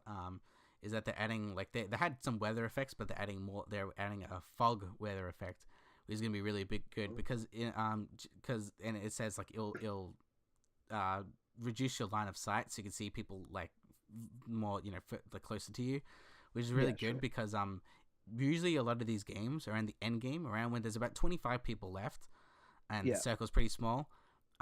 Basically, snipers are king. If you get like a Kar 98, if you see people just running around, you just headshot them once to the head and they just die. And Sure. that's basically the end game for a lot of these matches, where it's like if you do not have a sniper or you're not close enough to someone, Hide in a bush. well, that's the thing. When the circle changes, and if you don't have luck with the circle, you have to crawl in, and even then, they'll try to spot you with a sniper, hit you once in the head, and you're just dead. So, the fog thing will hopefully change it, and it'll be very interesting to see these end games play out with the fog, because then it would just be be very up close, and it'll be very stressful. And man, it was it's one of those things where when you know that you're very close and you could win. You do have I still have these moments where I've won multiple times, but you still have these moments of your heart beating and you kind of your hands shaking, oh my god, I have to not screw up. And it's such spaghetti. Knees are heavy, yeah, it's a good feeling. You should get the game, and we can all play together. I should. I need to upgrade my computer. I'm going to be dropping probably 2K on a new computer. It's a lot. Jeez, yeah. I'm future proofing it. Well, I say future. It's future proof with a. What is it, two 1080 Ti's, two of them? No, not two. But I'm replacing everything. So I'm getting new motherboard, new I'm not keeping any of my old outside of my my screen and my stereo system. Everything else is going to be brand new. So that's probably why it's costing a lot. And I've kind of I was originally thinking, oh, maybe I'll get 1060. Oh, well, at that price I might as well get 1070. Oh, well, since I'm paying that much, I might as well get a 1080. That's what it's kind of it really does roll into the next one. You're like, oh, maybe I could do this and this. Well, I think it's just a price point, right? It's the difference between the two is only about 100 and a bit. And so might as well get the slightly not slightly better, significantly better card. Well, that's the thing. It reminds me when I was building my computer, where it was for example, for me, it was for RAM. I'm like, oh, 12 gigs of RAM. I can go 16. The prices was not even 100. It was literally $20 difference. I'm like, it's $20. Exactly. I might as well just freaking just put some extra money in there. I might as well. Exactly. And the thing is, I have to remember how to put computers together. Not that it's that hard. I grew up on Lego, so I'll be fine. But I need to upgrade my computer, dude. That's the first thing I'll do is play Arkham Knight, because I haven't played it yet.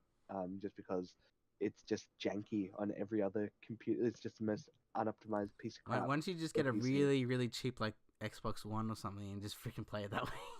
No.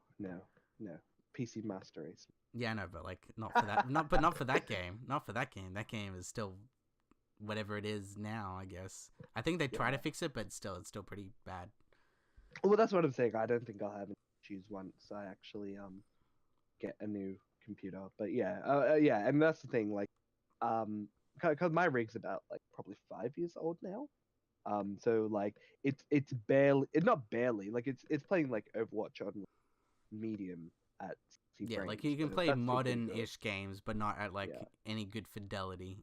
And you might and I think that's the thing. And that's the thing. If I want to get on PUBG and get on the Rage, it has to be with a rig that will be able to give me the stuff I need. And also I need to get a mechanical keyboard, dude. I don't have one. So what do you mean by mechanical keyboard? As in do you have a laptop thing, or what's the deal? No.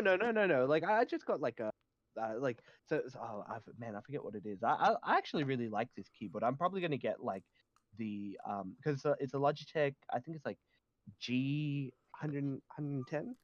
And yeah, it's a pretty good keyboard, and I liked it when I got it 5 years ago. But in order to play more competitive games, I'll need to use a mechanical keyboard. Once you use one, you can't. And so that's the thing. I got a Logitech G15. There's one of those very it was when it was very early on those gaming type of keyboards, and it still works well. Yeah, I still got the hotkeys and everything, and everything. Yeah. I think it's the Orion something. Wait, let me look. Because I need to get a new. Because I don't know, there's this thing with the Razer Death Adder mouse that has this weird double click bug or thing. Oh man, a mouse having really a bug. Oh yeah, but it's really bad, dude. In terms of double clicking. No, I'm just saying. No, it's not that. I'm thinking man, it's so weird that software a mouse has a bug in it. Yeah. Oh, okay. Ha ha ha. The keyboard I'm looking at is the G 610 Orion Brown. All right. Um, yeah, but there's also yeah, I'm like up in the air and what I want to get. But yeah, you know what? When I do make it, I'll definitely jump on PUBG because I've been hearing great things. Like there was a thing that I remember seeing that there was like a high proportion of people who played CS:GO, um, who spent like hours and hours in the game suddenly drop off, and those players have now gone towards PUBG. Um, Probably because it is far more, I guess it's a different game, but it's definitely on. It's got the new thing, and it's also got Yeah, the it's a new new part. Yeah, competitive. it's also it's an addiction. Like you can play it third person, but there's Hmm. some first person only shooters, and that might actually the servers, and that actually might appeal to them. And I've played those servers, and they're pretty Oh interesting. yeah, Like I think I'm better in first person than I am at third. at third, I think yeah, it also is an awareness, spatial awareness thing where a lot of people don't check their corners, and yeah, sure. I do a lot better in first person, but it's a lot more stressful. I feel like the game is slower in the first In first person person, yeah. Well, because you you kind of really have to be, yeah, right? because you can't look, because that's the thing that a lot of the problems with third is like if there's a Corner wall, if no, checking, that's the thing, if yeah. there's like if there's a wall, for example, you can Hmm. see on the other side of the wall. So if someone's hiding on the other side of the wall, you can see them, but you can't shoot them. Yeah. So it's like they're there, but like if it's first person, you have no freaking clue. Mm. And that's the thing. It's like someone could easily camp behind a wall, and you would never know. So like it's an addiction. They're bringing out 2 new maps as well. That's gonna be very Oh. interesting. They even made recently on the they do patch notes, and they always update it. Talking about there Hmm. was those special crates that come down. Yep. Um, there used to always be a Tommy gun. Now they're putting that as like a normal drop everywhere, which is the Tommy gun is like it has no clip. It's like if you have 150 rounds, it will just shoot 150 straight. So that's a normal drop on the map now.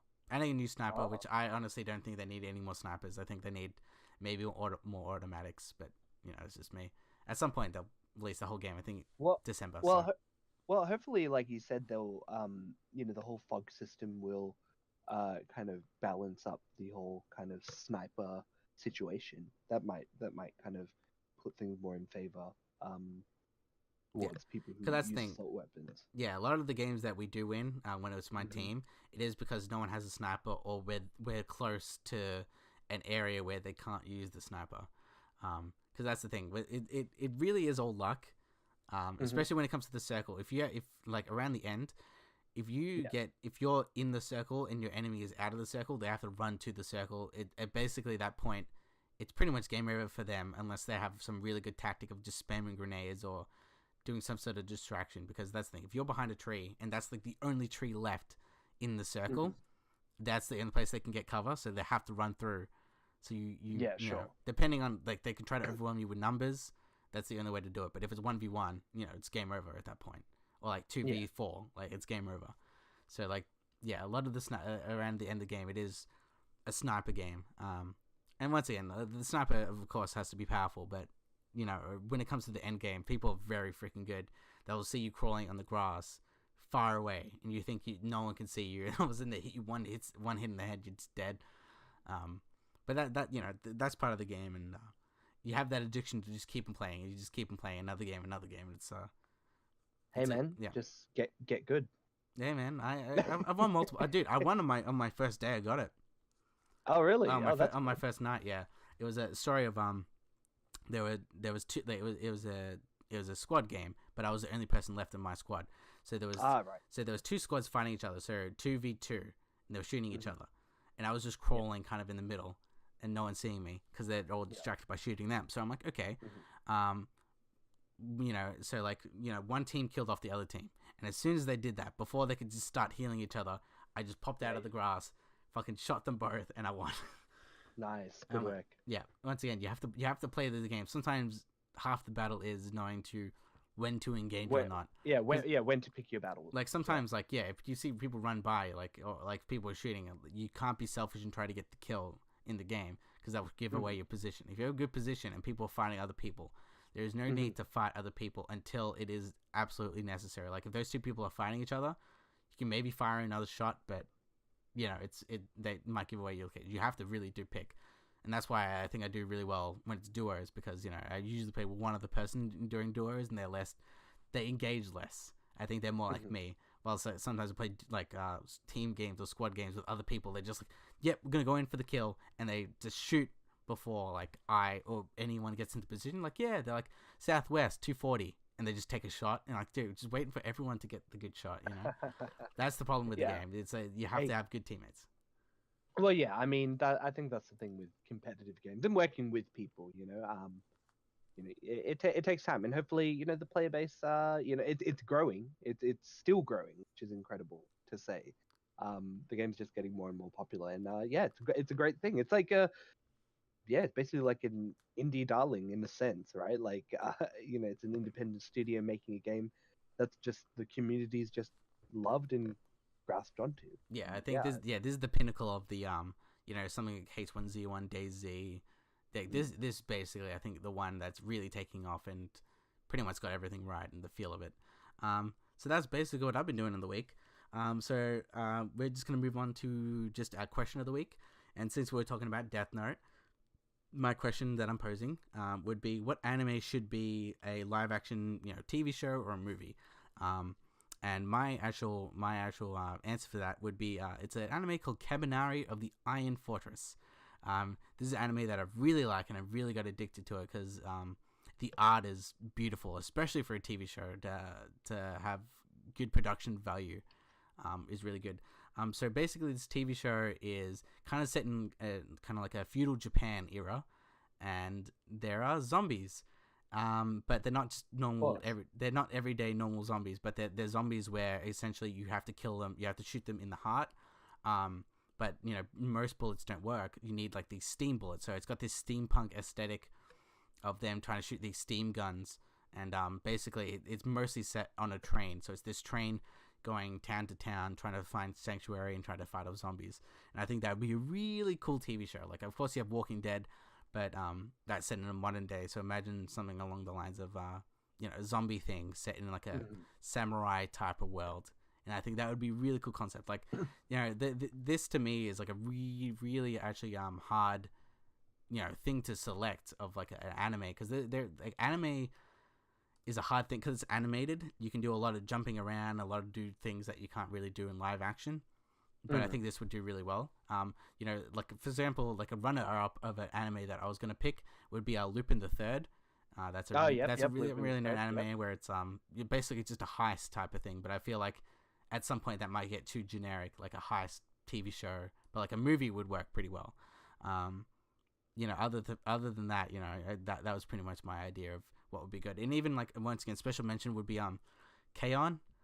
And I feel like that would be that'd be a cool market of just these bunch of girls in high school that start a band and learn instruments.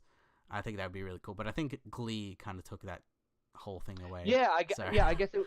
Well, I think that's the thing, right? Like, it would just feel like be a part. It would be a niche that would be interesting, like kind of like Riverdale. I don't know if you watch Riverdale. Yeah. I'm a huge fan just because I which is very funny because like a lot of the girls I know who watch it, they're like, oh, you watch Riverdale? I'm like, oh yeah, because I RG Comics, motherfucking know your shit. Yeah. Well, I mean, that's the thing. I read the comics like when I went to America back in 2000. God, you're an old person. Yeah. Oh man, I'm so old. Yeah. But I remember the year 2000. That's how old I am. Yeah. Do you remember the security before 2001? Like airport security, it was probably you just walk through. Yeah, well, I mean, I was a kid, so I didn't remember it that being that bad. But yeah, my cousins gave me like just like a bunch of Archie comics, which I still have, and I read them, and I kind of like again, it's like what I was saying about Death Note. Everything come back full circle, right? They've definitely changed up the style and the interpretation of some of the characters for Riverdale to make it for that audience that likes its kind of the OC or 90210. But I think they're very loyal to how the characters are. Like, I think Jughead and Betty and Veronica are all very like well casted and well acted. It's just that now they're in like a murder like like a murder mystery is the of the first season. But Archie Comics is well kind of known for that. Well, that's like yeah, Archie Comics is Yeah. kind of one of those things where it's like it has wholesome values, but there's always some sort of mystery. Like it's kind of like a weird Scooby Doo type of thing. But it's like yeah, these bunch of people go on adventures of not just trying to solve a murder, but it'd be like a crime that happened or just hanging out. And of course, there's even like the modern-ish equivalent was like Archie, I think, versus zombies or something like that. Yeah. That's what I was gonna say.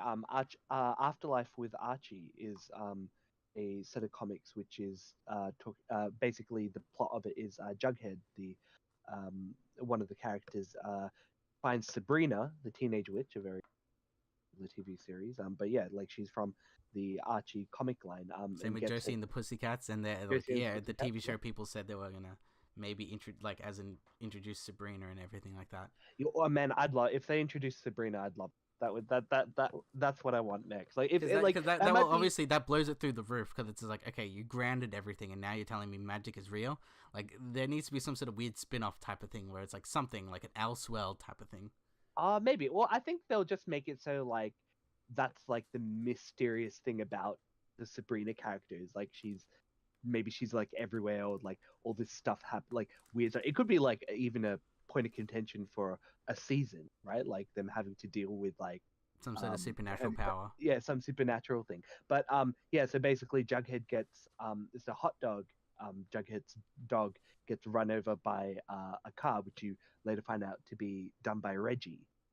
And so Sabrina brings the dog back to life, but Jughead gets bitten by his dog, and gets turned into a zombie. That just basically leads to all of Riverdale and the world basically just being overrun by zombies. And the thing that's really kind of great about it is Sabrina. It's basically predicted that this would happen by her aunt, and she is basically becomes the bride of Cthulhu, and this is basically the apocalypse. So that's Yeah, I do want to see that now, but like, yeah, dude. Yeah, well, I think there's 10 issues out, and it's still ongoing. I would highly recommend it. That's not my recommendation you're of the just week. recommending it. I'm recommending it because Afterlife with Archie is really great. Actually, even I think the 2016 Archie comic series, I really like it, and that's kind of the basis for the new Riverdale show is the new Archie comics, which is more like a grounded retelling of and new stories of the Archie gang. There's also the another one shot, which is a one where Jughead is also a werewolf called Yeah, Jughead the Hunger. like once again, it captures that like 50s pulp, 30 like pulp type of thing where it's like it's werewolves, mummies, and stuff like that. But it's like it's a mystery, everyone. Like it's got that appeal. But yeah, like Riverdale's got that weird like dark era. Yeah, and that's the reason why I kind of give Riverdale a little bit of a pass, because it does fit in the theme of what. By the way, if they do cast Sabrina in the thing, do you think like she's not going to be like the Sabrina, especially like for the TV show? No. They're probably going to edge her up, maybe make her a goth or something. I guarantee it's going to be something. It's going to be something like that. She's got to keep the blonde hair though. That's the thing. Like yeah, she's going to dye it blonde, like streaks of blonde. Oh my god. If they do it, that's when shit gets real. When it's like, man, maybe what is it?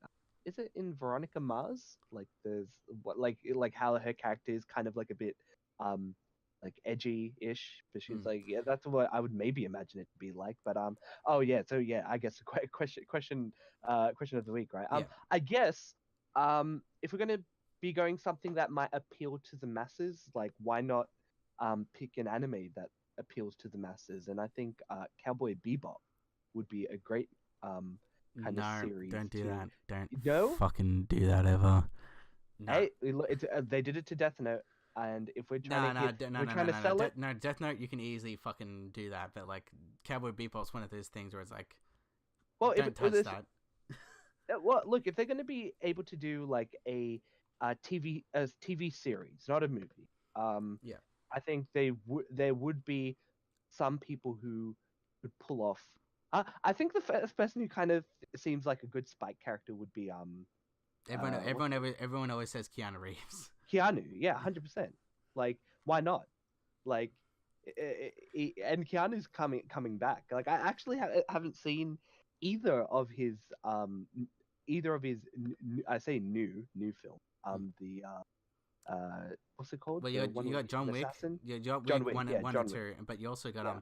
he actually directed a film called Man of Tai Chi, and that was actually pretty good as well. Oh, okay. Yeah, I haven't seen John Wick.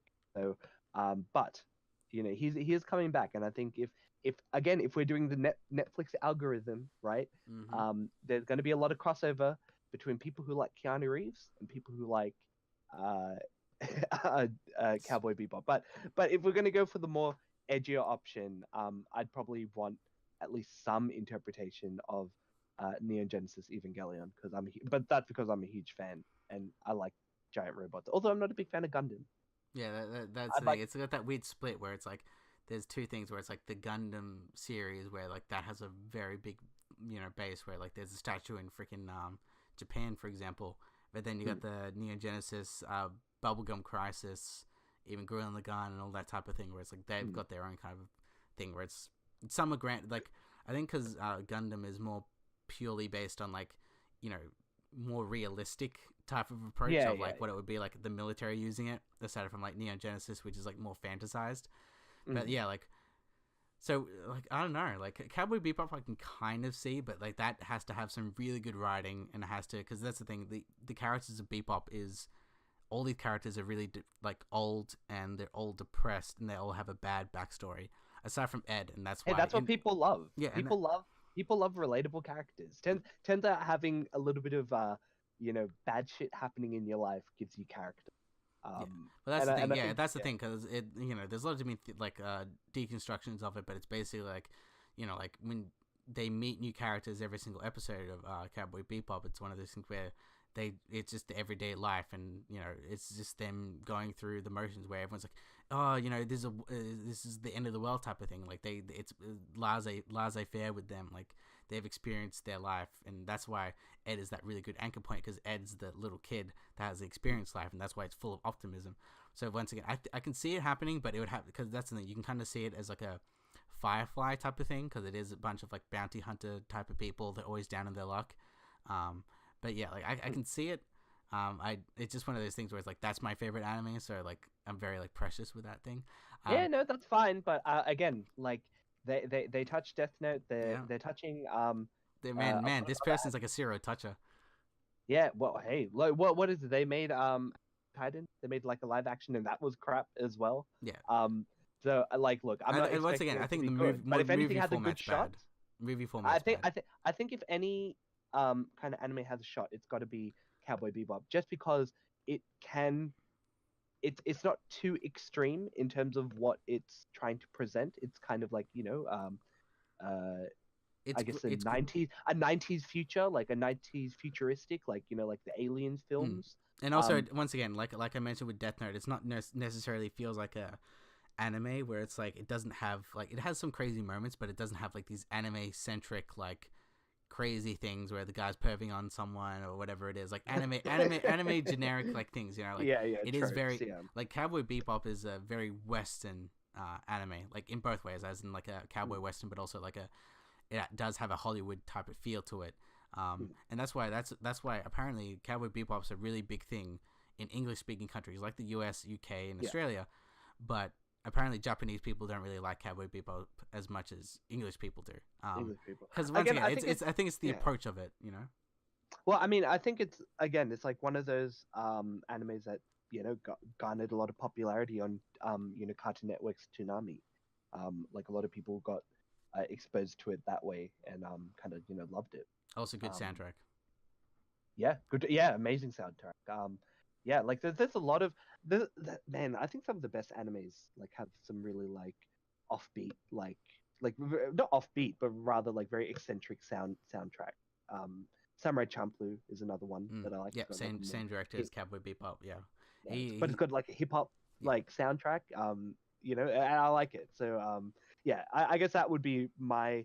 Again, this is looking at it from a business perspective, not necessarily something. Well, that's the thing. The Evangelion one is going to be a very hard one because, like, that's more of my. That's, yeah, I can see that maybe more of a movie than a TV show because of just budget wise. Because I'm like, if you want to, I don't know, like maybe in the future when it's like special effects are a lot cheaper, you could do it. But like, yeah, like having a mech show and They like could they could literally and every single week would be a different, like, I think they were called angels. yeah. That would be hard. It'd be cool. Well, But that's that's the the thing. It thing. kind of reminds me of something like what Power Rangers type of thing, but Well, I like mean less cheesy, that's less basically what cheesy. it is. Yeah. Yeah. Well, I mean, I think a way that you could like do it would be doing it in such a way that they don't have it as in like a monster of the week, but like you'd have one monster in a particular arc that they deal with, and then they say like a couple of weeks later, there is another one that comes in. But yeah, like Neon Genesis Evangelion is quite a complex film, so getting all the nuances in like a movie would never happen. Um, uh, but yeah, in a TV serial, it would be far more better. And I think the it's kind of designed. Whereas I think like Cowboy Bebop does have an overall story, so you could get away with doing a movie. It's just like you would lose a lot of the kind of the stuff that people loved Well, about that's the it. thing with Cowboy Bebop. It does have an overall story, but like out of all the overall story, it's probably about 6 to 7 episodes out of the 24. Most of Yeah. it is just like thing of the Then week time is type of thing. But yeah, like the overall arcing story, but it all complements the characters themselves. Like it's not For just him. yeah, it does feel like a like cohesion of a story. And yeah, I don't know. Yeah, yeah, Cowboy Bebop is my favorite. But yeah, Evangelion, man, I don't even understand. Oh man, like I'm thinking of cool. It would be cool, but It'd be cool, but man, it's not gonna happen. oh Yeah. yeah, it's like it reminds me of like when they're trying to do the Akira film, where it's like you could, but don't. Yeah, you Because that's could, the but thing. don't. Yeah, You have exactly. to capture a lot of it. Like I capture just the feel and the aesthetic of it. Then that's a challenge in and of itself. Yeah, And then trying to yeah. get like even what I know, the manga is like ridiculously big. Like the Mm. volumes are really big, and even the movie cut, like the anime movie, cut out a lot of from the manga. But still, even trying to adapt that into a movie, especially like for, let's just say, general Western audiences, be Mm. fucking hard. Like Yeah, well, I think the thing is that anime just doesn't translate into movies or TV, well, live that's the thing. action TV That's shows the thing. very No one's. well. I don't think really anyone's done it into a TV show. That's the thing. Well, yeah, maybe, Because that's that's the thing. Like as I said, I mentioned the Death Note movie, but I think the Korean one. But I think the difference is that they kind of cut out all the second arc for that film, so that kind of condensed a lot of the interactions as well. Like I think one of my favorite episodes in the original Death Note um, anime is when Light is basically trying to find the identity of the wife or the kind of director of like the FBI who are looking into who his identity is and finding out who he is, and he basically tricks her into giving him her real name, and through that he's able to find out who these other people are, and he just like straight up like mechs. Like you don't get that in um a movie because you can't really get those. yeah, those moments. That's the thing. Yeah, It does it in the movie a bit, but once again, it's very yeah, quick, and that's like the point. And like mm. it pretty goes straight away. Yeah. Well, Yeah, that's it's the more thing. about the kill. Yeah, Yeah, but then yeah, like like that's what I think anime should be, maybe possibly adapted into a TV show. Like I think because there already is a like there already is a TV show just animated, so like putting it into that format I think would help it. Like it'd be weird, for example, like something like Naruto, like a lot of the stuff in Naruto has to be changed because like Naruto and Shonen Jump type of series have that very bravado of anime where people just scream out loud and their stereotypes of different well, traits. But like well yeah, like that and also Naruto, One Piece, Bleach, Dragon Ball Z, all those kind of shows. They're basically Bold and the Beautiful for teenagers, right? Like they're just heaps of content that you can't really condense well mm, in a very nuanced. You miss a lot of kind of the best parts of it because you're trying to rush the story. Like Naruto and all that. Like if it was just condensed to the main story, it wouldn't be very interesting. It's the journey that you take a lot, and it's the same thing again with why I think it what is it Death Note. Cowboy Bebop will no Oh, Bebop. Cowboy Bebop will lose a lot of its um the great parts of it if they make it into movies because they won't have all the character developing episodes. which one can argue is filler, but not really. But yeah, yeah, you'd That's lose the all thing. that. I like preferably I like my anime like 24 episodes, 14 episodes, max like 50, like most of the time. Like that thing. The only thing that I can think of that kind of goes just above it, aside from like Naruto and all that, is like something like Full Metal Alchemist, which is like what 50. Like the original was like 50, and the Brotherhood's like 60. So it's like that's kind of my ending. And I think they each had like a movie or two each. Yeah, Full Metal Alchemist had a movie, which is actually really good. Yep. So yeah, like those are my choices, and Yeah. Kabaneri. I think yeah. Yeah, I think what we kind of found out is that anime is really hard to adapt. I think that's the well, yeah, conclusion. well, that's the thing. There's even a discussion currently at the moment where people are talking about like, is anime funny, or like, is it just at Japanese humor, or like what's the different humor? Because like if you try to translate anime humor into like live action, or even anime humor into Western audiences, they might not find it funny. Like from what I've heard, the closest adaptation that's a live action thing that's actually really represented, and because it goes full on blown crazy, is actually a movie called Cutie Honey, and that's based off like a random anime manga where it's like this Supergirl type of show where it's like she has like a love heart on her, but apparently that goes on full blown anime where it's live action, but it has like the like random crazy faces and expressions and things like that. So I think if you want to do anime like that, you do have to go full on and full out instead of wimping on it. I think that's how you go. All right. Yeah, definitely. Yeah, so I guess that's pick of the week. Yeah, the pick of the week. So what do you choose, or what do you got? Because we've been talking about anime, I'm gonna suggest an anime today, and I'm gonna be suggesting JoJo's Bizarre Adventure. It's a great anime. Season 4 finished, I think, last year or earlier this year. I don't remember exactly, but it's just a great. It's bizarre, if you will. Yeah, it's bizarre. I think it definitely is. It's very anime. It's very dumb, but it's also very you want to watch what's going on, especially I like part 3 and part 4 of it. So part 3, part 4 is like season 3, season 4. And just in case people don't know, like JoJo, I think it's like each season focuses on a different person on the what do you call it, the family? Yeah, the JoJo line. Yeah. JoJo and that's the thing. A lot of people named in that show are based off like musicians. Like I think one's like Starman, which is like David Bowie, and like there's like Lenny Kravitz. Like a lot of random people like shit like that. Yeah, I think like the main villains in part 2 is called Cars, AC/DC, which is AC/DC, and I forget what the other one's called. But yeah, they're all just characters from. And then in part 3, like a lot of characters are named after songs or music. Yeah, it's great. And if you are a big fan of music, you'll definitely pick up a lot more from it than the average person. But if you like anime, I'm just gonna say what generally is JoJo about? Like that's so if you can try to somehow describe it. Okay. So in the first series, it rapidly changes. The first kind of 2 seasons are about basically one of the main villains becomes a vampire, and the main character Jojo basically has to defeat him using the power of Hamon, which is kind of this spiral energy. It's basically kind of holy.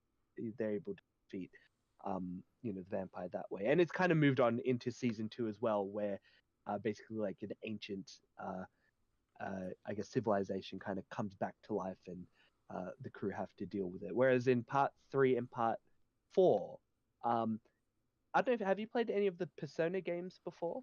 Yep. I played all of them, but once again, everyone started caring about it when it was Persona 3, and now everyone started to get on it when it was Persona 4. But once again, that's just me being that person, being like, guys, I'm ahead of the curve.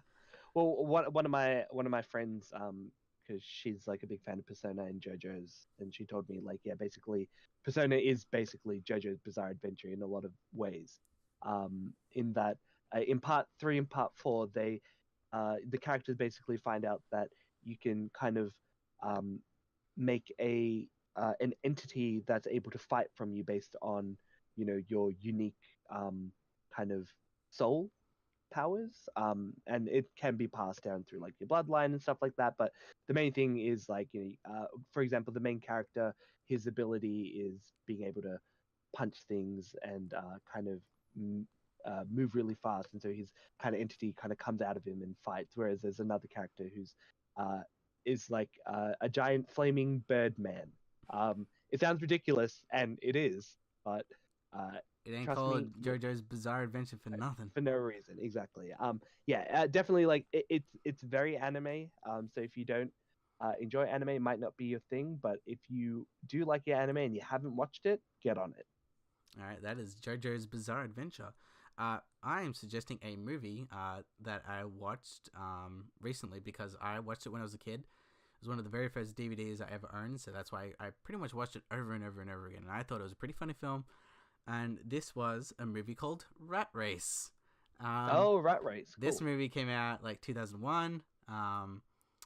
It has a lot of famous people in it. Like it has John Cleese to like Whoopi Goldberg, a lot of famous comedians and things like that. And it's basically taking the premise of it's a mad world, which is basically there's just a treasure and people need to get to the treasure, and it's just basically a race to the treasure. And I watched it recently. I remember it. I find it funny. And they really don't make films like that anymore, especially comedy films. Like comedy films are very different these days, and I think I miss this old classic type of humor, and I find it was very funny. So go watch Rat Race. It's one of those random movies that I don't think like it's like pretty much anywhere anymore. It's probably like somewhere on a Netflix type of thing where it's like, oh, who cares? It's just freaking on a freaking channel.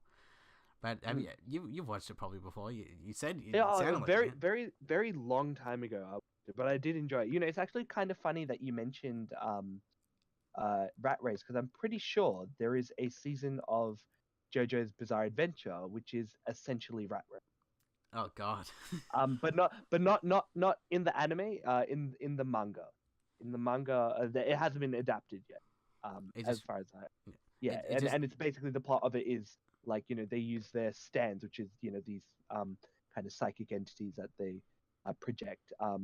It's about them finding something. I haven't read it, but I know that there is I guess a couple of chapters about that the plot is basically Rat Race. Yeah, so like I reference it's a mad world, which is pretty much the original concept. Like if you remember that Simpsons episode where it's the cat burglar and he's like, I hid treasure under a tea tree, and everyone goes crazy, and there's that guy in the car who goes in the river. It's like, you told me the water was shallow. That's based off It's a Mad World, and that basically Rat Race is just a modern equivalent of that. So just a bunch of fun. So go watch that thing. So that will be us for the week. You could always email us again at pancakeparlay@gmail.com.